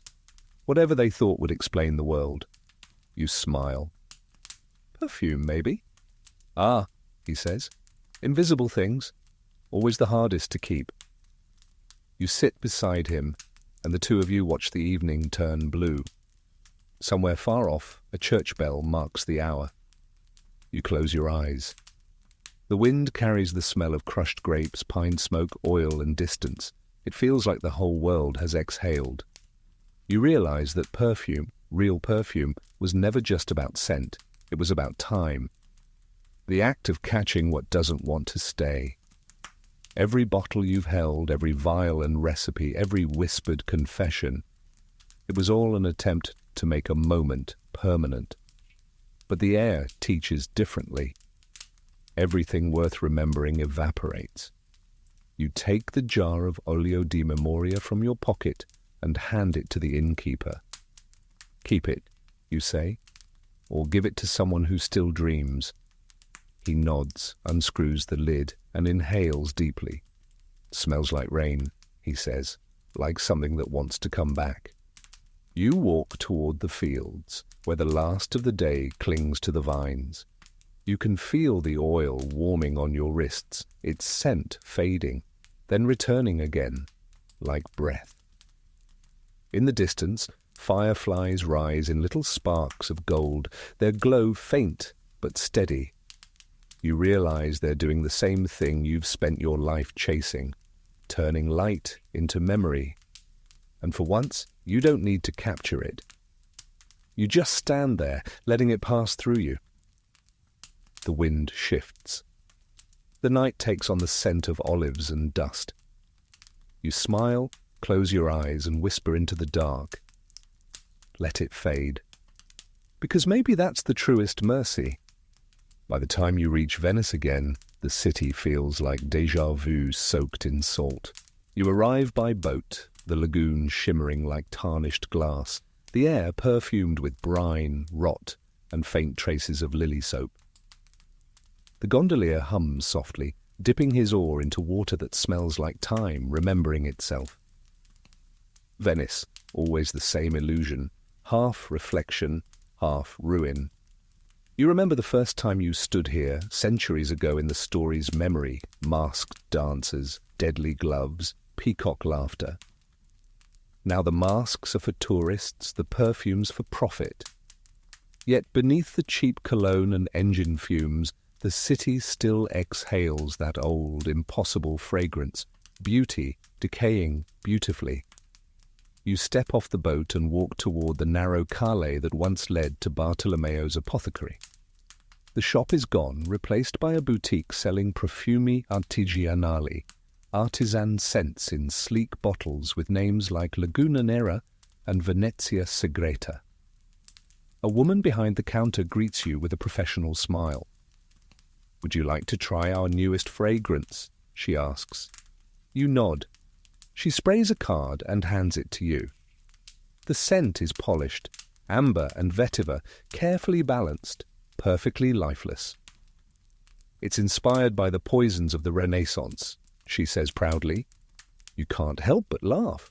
"Is it safe?"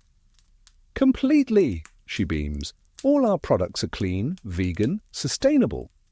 The irony almost knocks you over. Clean poison, ethical death. You smile politely and thank her before stepping back into the damp Venetian air. Outside, the smell of the canal cuts through everything. Fish, moss, old plaster. It's the scent that never pretends. You wander through the labyrinth of alleys until you find a small courtyard you don't recognize, or maybe you do. Venice has always blurred the difference between discovery and repetition. In the center stands a half-broken well, and beside it, an old man feeds pigeons from a paper bag.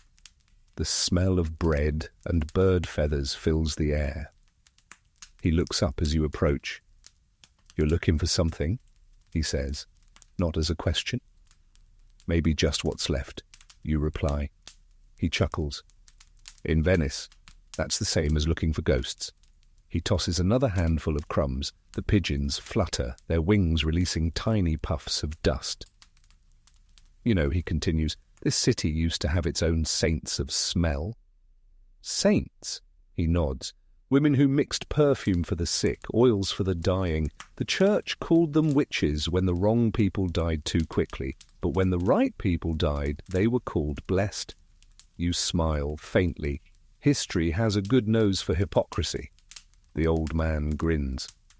"It always did. But tell me, you carry a scent too, something old. Not danger, not sin, memory." You pause. "You can smell that?" "I was a perfumer once," he says, "before people wanted their perfumes to smell like laundry instead of life." He reaches into his coat and pulls out a small tin. "I keep this for myself," he says. "It reminds me of my wife." He opens it. Inside lies a soft wax, golden and cracked. The smell that escapes is humble and devastating. Iris, smoke, something faintly medicinal. You inhale and see her, though you've never met her, standing in a kitchen that smells of bread and old roses. "She made it herself," he says softly. "Every spring, said it kept the ghosts away. But she's been gone 20 years now, and I still can't get rid of her." You close your eyes, breathing in the scent again. "Maybe that's the point," you say. He laughs gently. "Maybe." You hand the tin back, but he shakes his head. "No, you keep it. You've got ghosts enough of your own." You hesitate. "I can't take your wife's perfume. She'd have wanted someone else to remember her," he says. "And you..." He points at your chest. "You remember everything." You take the tin. "Thank you." He shrugs. Venice remembers us all eventually. We just become part of the smell. Historians still argue whether scent truly clings to place, the way death clings to battlefields or incense clings to cathedrals. They debate olfactory memory, how one breath can resurrect centuries. Standing there in that cracked courtyard, you know it's true. Every canal, every wall, every gust of wind carries particles of what's been lived, lost, burned, and forgotten. You walk back toward the Grand Canal. The air grows thicker, heavier, shimmering with late afternoon heat. The sunlight catches the water, scattering gold like spilled perfume. You stop on a bridge and look down at the reflections, blurred faces, painted buildings melting into ripples. Venice smells exactly as it should, like the world refusing to be sanitized. You take out the small tin, open it once more, and dab a trace of the wax onto your wrist. The scent mingles with your skin, iris and age and ghost. You close your eyes. Suddenly the world feels continuous again. Matteo, Catherine, Julia Tofana, Renee, the masked courtiers, the dying queens, they all exist somewhere in this scent, in this breath. For centuries, the perfumers tried to trap eternity in glass. Maybe they succeeded, not by making perfume last forever, but by making memory impossible to kill. The water below glitters, gulls wheel overhead, and for the first time you don't feel like you're chasing history. You're standing inside it, breathing it.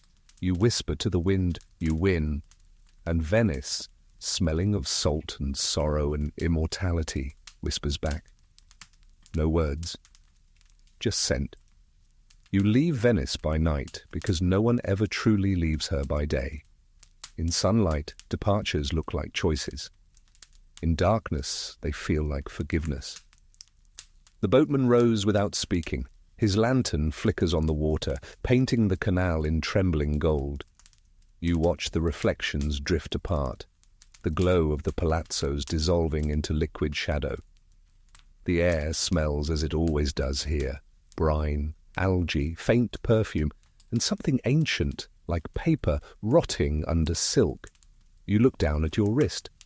The old man's wax perfume still lingers, faint but steady, its sweetness fading into something warmer, almost human. The scent anchors you. You realize you're not carrying a relic anymore. You're carrying a pulse. When you reach the open lagoon, the boat rocks softly. The sky above Venice is clear, scattered with stars that feel close enough to inhale. You breathe deep. Even the sea has its own perfume tonight. Salt, kelp, cold iron, and beneath it all, the faint musk of life, too small to see. The boatman breaks the silence. Heading to the mainland? For now? He nods, dipping his oar. You smell like ghosts, he says, without malice. I collect them, you answer. He laughs quietly. Then Venice was your cathedral. You glance back one last time. The city glimmers like a mirage of candles, eternal, insincere, irresistible. It still is, you say. By morning, you're in Milan. The air feels thinner here, industrial, impatient. The scent of oil and iron drowns the flowers.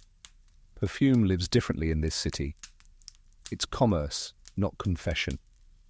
Everywhere you walk, advertisements promise eternity in 50 milliliters. You see faces of models towering over streets where factories once made real things. You step into one of the new laboratories, its windows bright and sterile. The receptionist greets you cheerfully. "Welcome to the Olfactory Institute. Are you here for the exhibit?" You nod, paying the entry fee. Inside, glass cases hold ancient bottles, Florentine crystal, Venetian glass, porcelain flasks from Versailles. Each rests under spotlight and caption, "The Birth of Modern Fragrance." You move slowly, reading the plaques. Catherine de Medici's Eau de Reine, René Le Florentin's Essence of Virtue, an alleged vial of Aqua Tofana, unverified. as if history itself has a scent that can be tested and declared authentic. A group of students pass behind you, their chatter filling the sterile air. "Can you believe they used to think perfume could kill you?" One laughs. You smile faintly. "It still can," you murmur, but no one hears.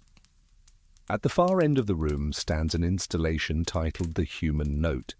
A sign invites visitors to smell a recreated olfactory profile of an average person from Renaissance Italy. Beneath it, a small nozzle releases the programmed scent: olive oil, linen, sweat, wood smoke. You inhale, and suddenly you're home again. The scent is imperfect, synthetic, but it carries truth. It reminds you that real perfume once lived on real skin, that the story you've been chasing isn't trapped in glass, but in the living air. Historians still argue whether the modern fragrance industry preserved the spirit of those ancient perfumers or erased it. Some say today's clean scents reflect progress, science over superstition. Others argue that what was lost was the soul itself. You think of Matteo, of Julia, of Catherine. They'd laugh at this museum, at its glass boxes pretending to hold eternity. They understood something these bright white rooms never could. Scent isn't a thing, it's a moment. You can't own it, only breathe it.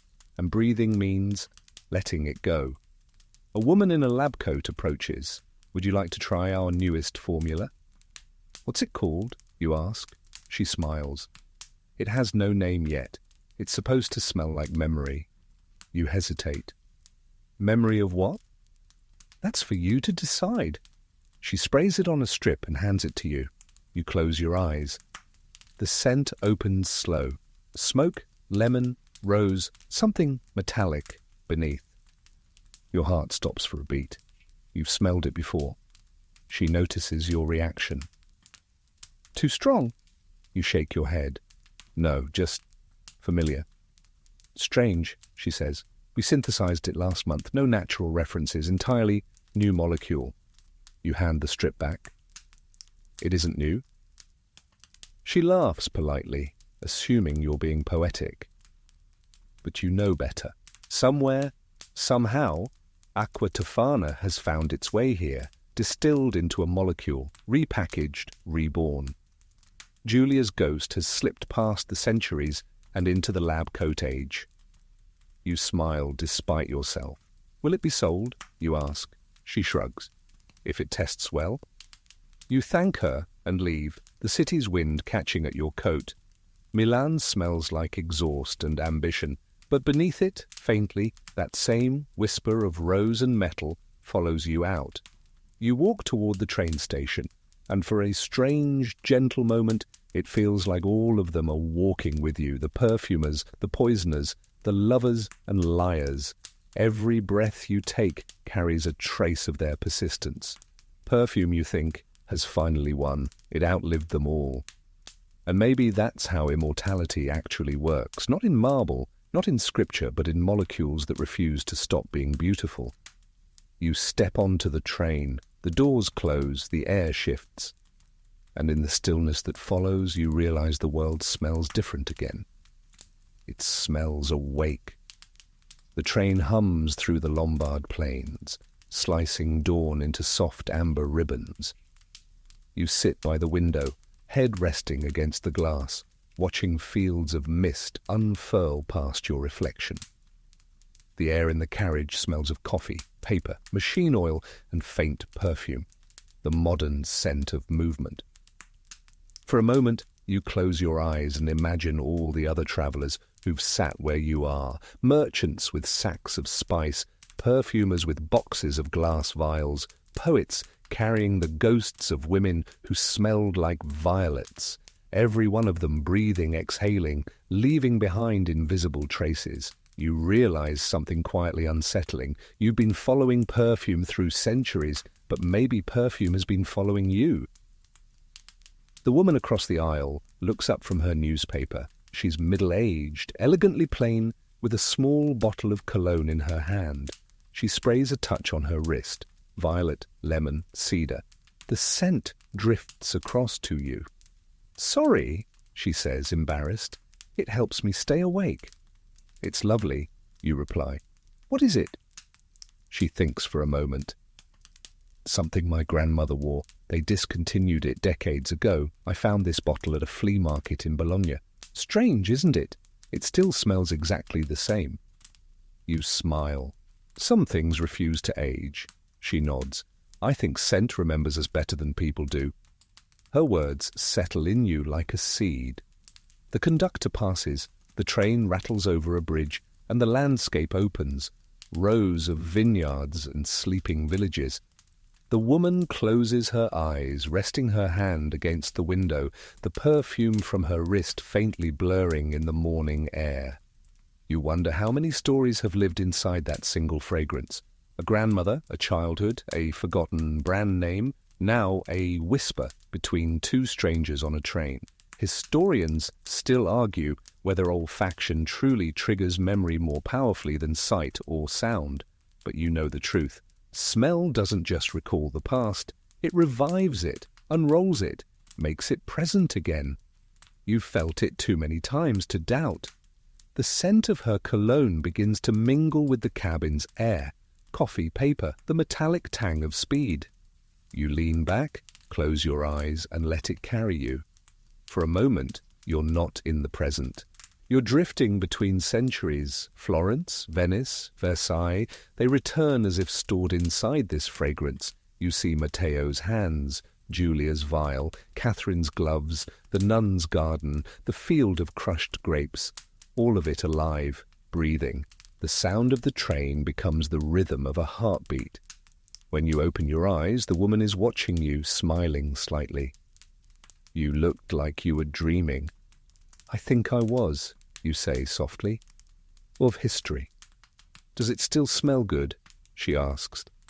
"Yes," you whisper, "better than ever." The train slows as it nears the next station. The loudspeaker crackles. "Firenze, Santa Maria Novella." You blink. "We're back," you murmur, half to yourself. The woman gathers her bag. "Is that your stop?" "Yes," you say, though you hadn't planned it. The name feels like fate. As the train doors open, a wave of scent greets you, sun on stone, warm bread, and, faintly, the herbal tang of the Santa Maria Novella apothecary nearby. You've read about it. The oldest pharmacy in Europe, founded by Dominican monks, makers of tonics, elixirs, and perfumes for popes and princes. You walk through the streets. The city hums with morning. You can smell coffee beans roasting, citrus from a fruit stall, wet cobblestones cooling under the sun. It's the same Florence that began your journey, just cleaner, busier, unaware of the ghosts you carry. The apothecary stands on a quiet corner, its doors carved and heavy. Inside, the scent hits you like a quiet. Rose, cedar, incense, orange blossom. Monks in crisp white habits glide between counters lined with bottles. A young clerk greets you. "Buongiorno, would you like to smell something historic?" You smile. "Everything here is historic." He laughs. "You're not wrong, but this is our oldest formula. Acqua di Santa Maria Novella. The same since 1533. He uncaps the bottle and waves it gently toward you. The scent is radiant. Citrus, bergamot, lavender, and a trace of spice. Clean, bright, alive. This was made, he explains, for Catherine de' Medici before she left for France. Her perfumer travelled with her. His name was René Le Florentin. You finish. He pauses, surprised. "Ah, you're a scholar." "Just someone who's been following a trail of ghosts," you say. He laughs politely. "Well, our ghosts smell good." You take the tester and spray a single drop on your wrist.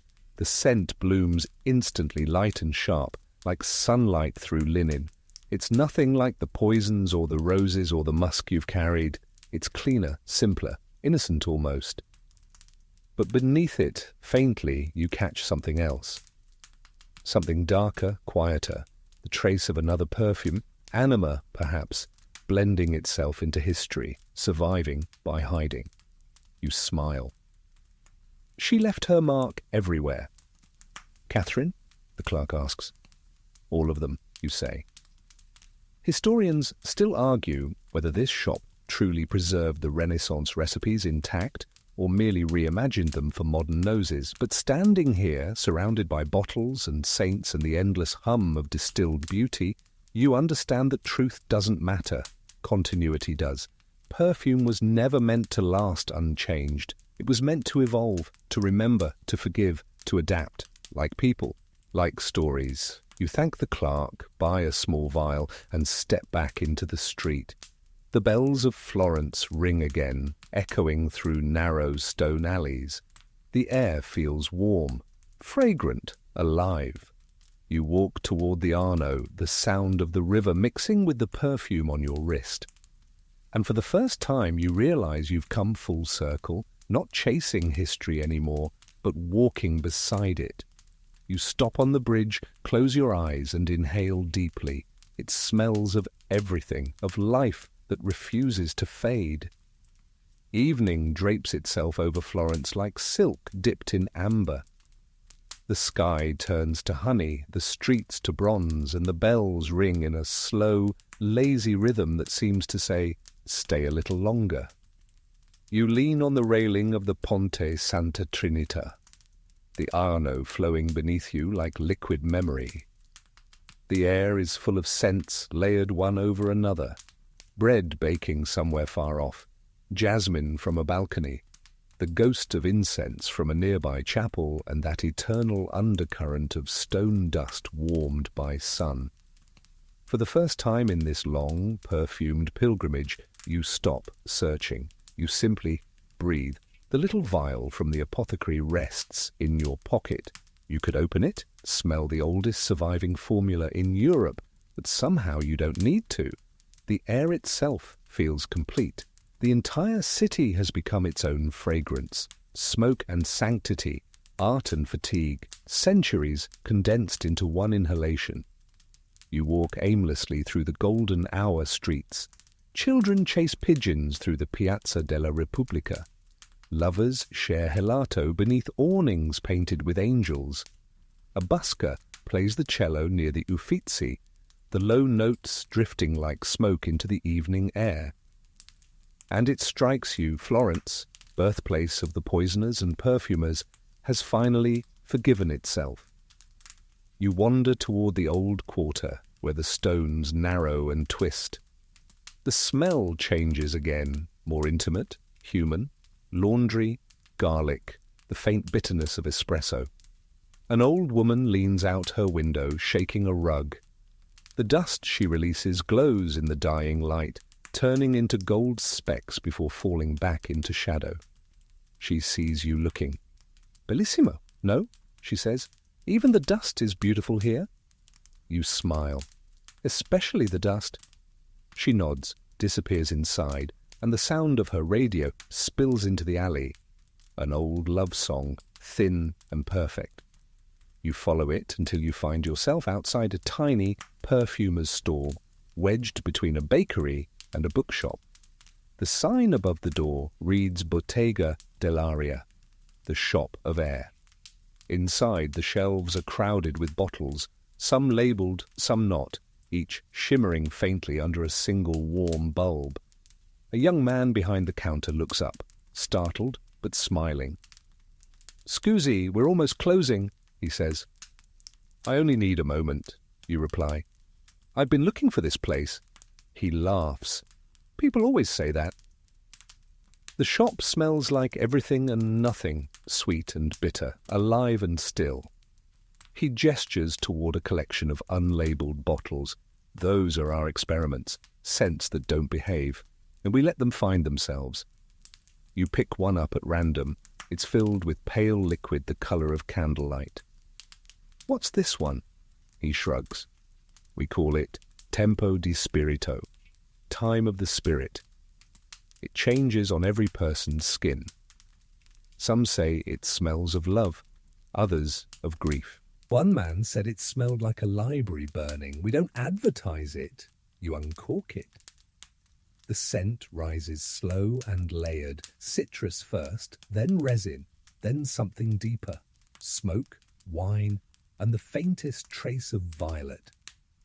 It smells like everything you've ever followed, folded into one impossible moment. You close your eyes. The shop fades. The centuries collapse. Florence whispers around you. When you open your eyes, the perfumer is watching you. What does it smell like to you? He asks. You think for a moment. Like the end of a story. He smiles. Then it's working. You buy the bottle. He wraps it carefully in paper and ties it with string. Be careful, he says softly. It remembers whoever touches it. You walk out into twilight. The city is turning blue now, the first stars flickering above the domes and towers. You pass the Duomo, still magnificent, still scented faintly of candle wax and centuries. You pause to light a candle, not for anyone in particular, just for the idea of continuity. The flame burns steady, the smoke curls upward, carrying its tiny prayer into the vast, perfumed night. Historians still argue whether Florence's perfumers knew they were shaping more than scent, whether they realized they were bottling emotion itself. But you think of Matteo, of Julia, of Catherine and Renee, of all of them breathing their hope and fear into their work. They must have known. You walk back to the bridge as the bells begin their final toll of the day. The sound rolls across the water, deep and endless. The breeze picks up, carrying the faintest scent of rose and smoke. It takes you a moment to realize it's coming from your pocket. The vial you bought earlier, Acqua di Santa Maria Novella, has cracked slightly along the neck. A single drop leaks out, perfuming the air around you. You laugh softly. Of course, you whisper. You lift it to your wrist, dab the liquid once, and inhale. The scent opens bright and pure, but underneath it blooms into something older, darker. Yes, there it is again, that elusive undernote. Anima, you close your eyes. The river hums below, the city sighs above, and you realize the journey never ends. It only changes form. You were never just following the history of perfume. You were tracing the history of being human, our endless attempt to turn what fades into something that lasts. You breathe out, slowly. The air catches your breath, carries it across the water, mixing it with the city's own. For a brief, trembling instant, you can almost see it. The shimmer of invisible lives suspended between candle smoke and starlight. Then it's gone, and the night smells like peace again. The following morning begins with silence, the kind so complete it hums. You wake to the pale blue light that seeps between shutters, to the distant toll of a bell too far away to name. The air smells faintly of linen, sunlight, and the ghost of yesterday's perfume. You lie still for a while, breathing it in. The city outside stretches awake slowly. The street below your window echoes with the rattle of bicycle wheels, the whistle of a baker, the hiss of a coffee machine. Every sound has a scent attached to it if you listen closely enough. The air changes tone with every passing moment. Espresso, bread, cigarette smoke, basil. You think of the word volatile. Chemists use it for things that evaporate easily. Lovers use it for things that disappear. Perfume is both. You rise and dress. On the table lies the small bottle from La Bottega dell'Aria, Tempo di Spirito. You uncap it again, curious whether it's changed overnight. It has. The first breath is cool and green, cypress and watermint. Then it darkens, turns resinous, warm. A trace of smoke, the memory of a candle burned too low. It smells alive, like it's thinking. You whisper, half joking, "Good morning."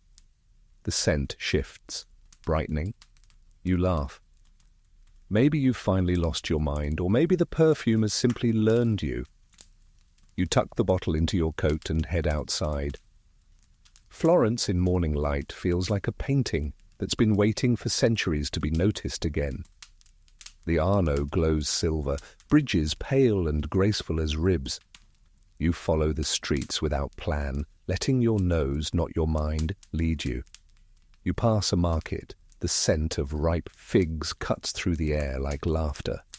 A woman is slicing lemons beside a stand of herbs, her knife flashing sunlight with each stroke. You buy one, press the peel between your fingers, and breathe the spray of citrus into your lungs. It's startling how alive it feels. Real scent after months of ghosts. She watches you with a knowing smile. First time you've smelled the morning? You grin. Feels that way. Everyone forgets, she says, until something reminds them. You think she could be talking about anything, love, history, God, and she'd still be right.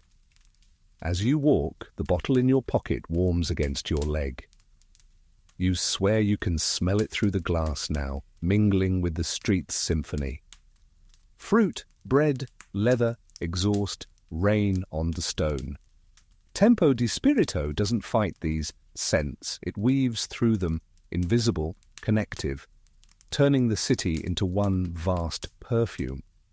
Historians still argue whether the sense of smell was ever truly respected in the Renaissance, or whether it always lived in the shadow of sight and sound. Yet, walking here now, you understand what they missed. Scent is history. It's the only art form that exists solely in the present tense, dying even as it lives, forcing you to notice, to breathe. You pause near a small chapel whose doors stand open. Inside, candles flicker beneath painted saints. The air is thick with beeswax and frankincense. You step inside quietly, your footsteps echoing across stone. An old priest nods at you. Tourist? Traveller, you say. Ah. He smiles. The difference is that travellers stay long enough to listen. You nod, light a candle, and watch its flame join the others. The smoke rises in lazy curls, tracing invisible paths through the air. You breathe it in. For the first time, the scent feels less like faith and more like recognition. As you leave, the priest calls after you. You smell like stories, he says. You glance back. Is that good? He chuckles. Depends who's listening. Outside, the sky begins to darken again. The wind shifts, carrying the faint promise of rain. You walk toward the river, the scent of ozone already blooming in the air. When the first drop falls, it hits your wrist, right where you dabbed the perfume. The smell explodes into new life, citrus and smoke and something electric, rainwater and oil, history and now. You close your eyes. The storm opens above Florence. Rain on stone, rain on wood, rain in your hair. The whole city smells reborn. You laugh softly, spinning once beneath the falling sky. Around you, strangers rush for cover, but you stay where you are, letting the scent fill every space inside you. You realize you've reached the end of what the bottle can teach. Every formula, every myth, every queen and poison and prayer, all of it was only ever trying to explain this. The moment when air itself becomes holy. You pull the bottle from your pocket and uncork it one last time. The scent rises strong, clear, endless. You tip it gently, spilling a few drops into the river below. The rain carries them outward, vanishing into ripples. You whisper, Grancy.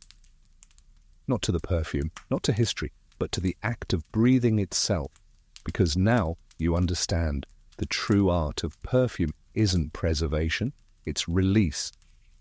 You stand on the bridge until the rain thins to mist, until the scent fades into air, until the city returns to its quiet rhythm. Then you turn away, smiling, lighter than you've ever felt.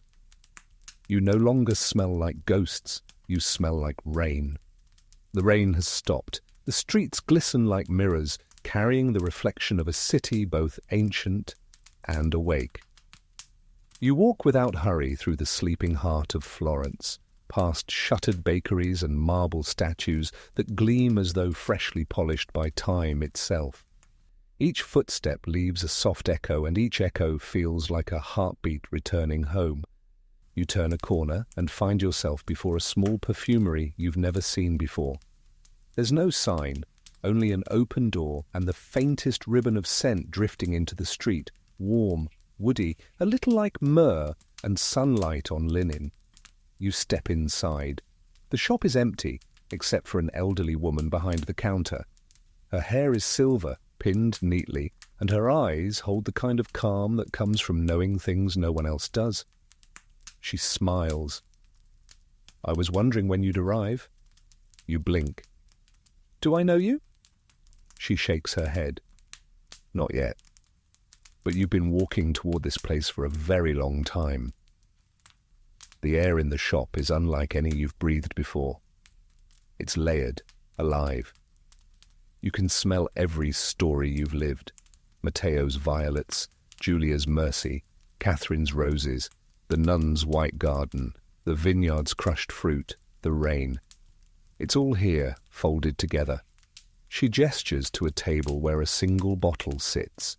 It's unmarked, round, and luminous, as though lit from within. "This is the last one," she says. "The distillation of everything that came before." You step closer. "What is it?" "The world," she says simply. "The scent of everything left unsaid." You unstopper it, half afraid, half ready. The scent that rises is impossible to name. It changes with every breath, earth and sky, sorrow and peace, endings and beginnings. It smells like the moment before dawn and the sigh after forgiveness. It smells like life. You realize your hands are trembling. "It's perfect." She smiles. "It's honest." You set the bottle down gently. "How did you make it?" She looks at you as if the question is unnecessary. "You did." The words hit like soft thunder. "Every breath you took," she continues, "every story you carried, every name you remembered, those are the ingredients. The world keeps what you leave behind." You exhale. The truth feels simple. Everything you've smelled, every note of beauty or decay, every ghost and garden and drop of rain, it was never separate. It was always one scent, seen through many bottles. She nods, as if hearing your thoughts. "You can take it with you if you like." You shake your head. "I don't need to." Her smile widens, warm and infinite. "Good. Then you understand." You look around the shop one last time. The light seems to move through the air like liquid gold, catching dust motes that spin in slow spirals. For a fleeting instant, you swear you see familiar faces reflected there. Matteo's kind eyes, Julia's steady hands, Catherine's curious smile. They fade into the shimmer, leaving only light. When you step outside, the sun is breaking through the clouds. The air is crystalline, rinsed clean, perfect. The world smells of wet stone, baking bread, river wind, and warmth. You take one last deep breath. It doesn't smell like history anymore. It smells like now. You walk toward the bridge, each step lighter than the last. The city hums with quiet joy, the sound of pigeons fluttering, of bells far away, of people beginning their day. Somewhere a child laughs, and the sound cuts through the air like a bright new perfume. You smile. You think of all the poisons turned into beauty, of all the grief turned into art, of how scent, fleeting and invisible, still outlasts marble. You think of how the world itself is the greatest perfumer, forever mixing loss and love into the air we share. You stop at the railing and rest your hands there, watching sunlight scatter across the water. For a long moment you simply breathe. The air smells like peace again, and forgiveness, and home. You close your eyes. Now the story exhales. The sound of the river softens, slipping into rhythm with your heartbeat. The air feels warmer now, calmer. You can almost feel the centuries dissolving, their edges rounding off until everything that ever was folds neatly into stillness. You breathe slowly, letting the world's last fragrance settle around you. There's jasmine and linen, sunlight and rain, a trace of amber from a memory too faint to name. It's gentle, the kind of scent that doesn't ask to be noticed, only to be trusted. The city drifts further away until even the bells sound like echoes of your own pulse. You picture the bottles and vials you've touched across time, each one emptying not into air, but into you. They're all here, every drop of laughter, of mercy, of love, distilled into quiet. The breeze brushes your face, cool and familiar, and for the first time you realize that every breath you take is a keepsake, each one a tiny act of remembering. You can feel your body unwinding, the tension fading from your shoulders, your hands. The light behind your eyes grows soft and golden. Somewhere far off, the last note of the cello fades, carrying you deeper into the hush. In the distance, the air changes again, no longer scent, no longer sound, just presence. It feels like the world is sighing, content. You exhale one final time, and with it goes the weight of all those stories. The night, the perfume, the memory, they all dissolve into stillness. Only peace remains. Sweet dreams.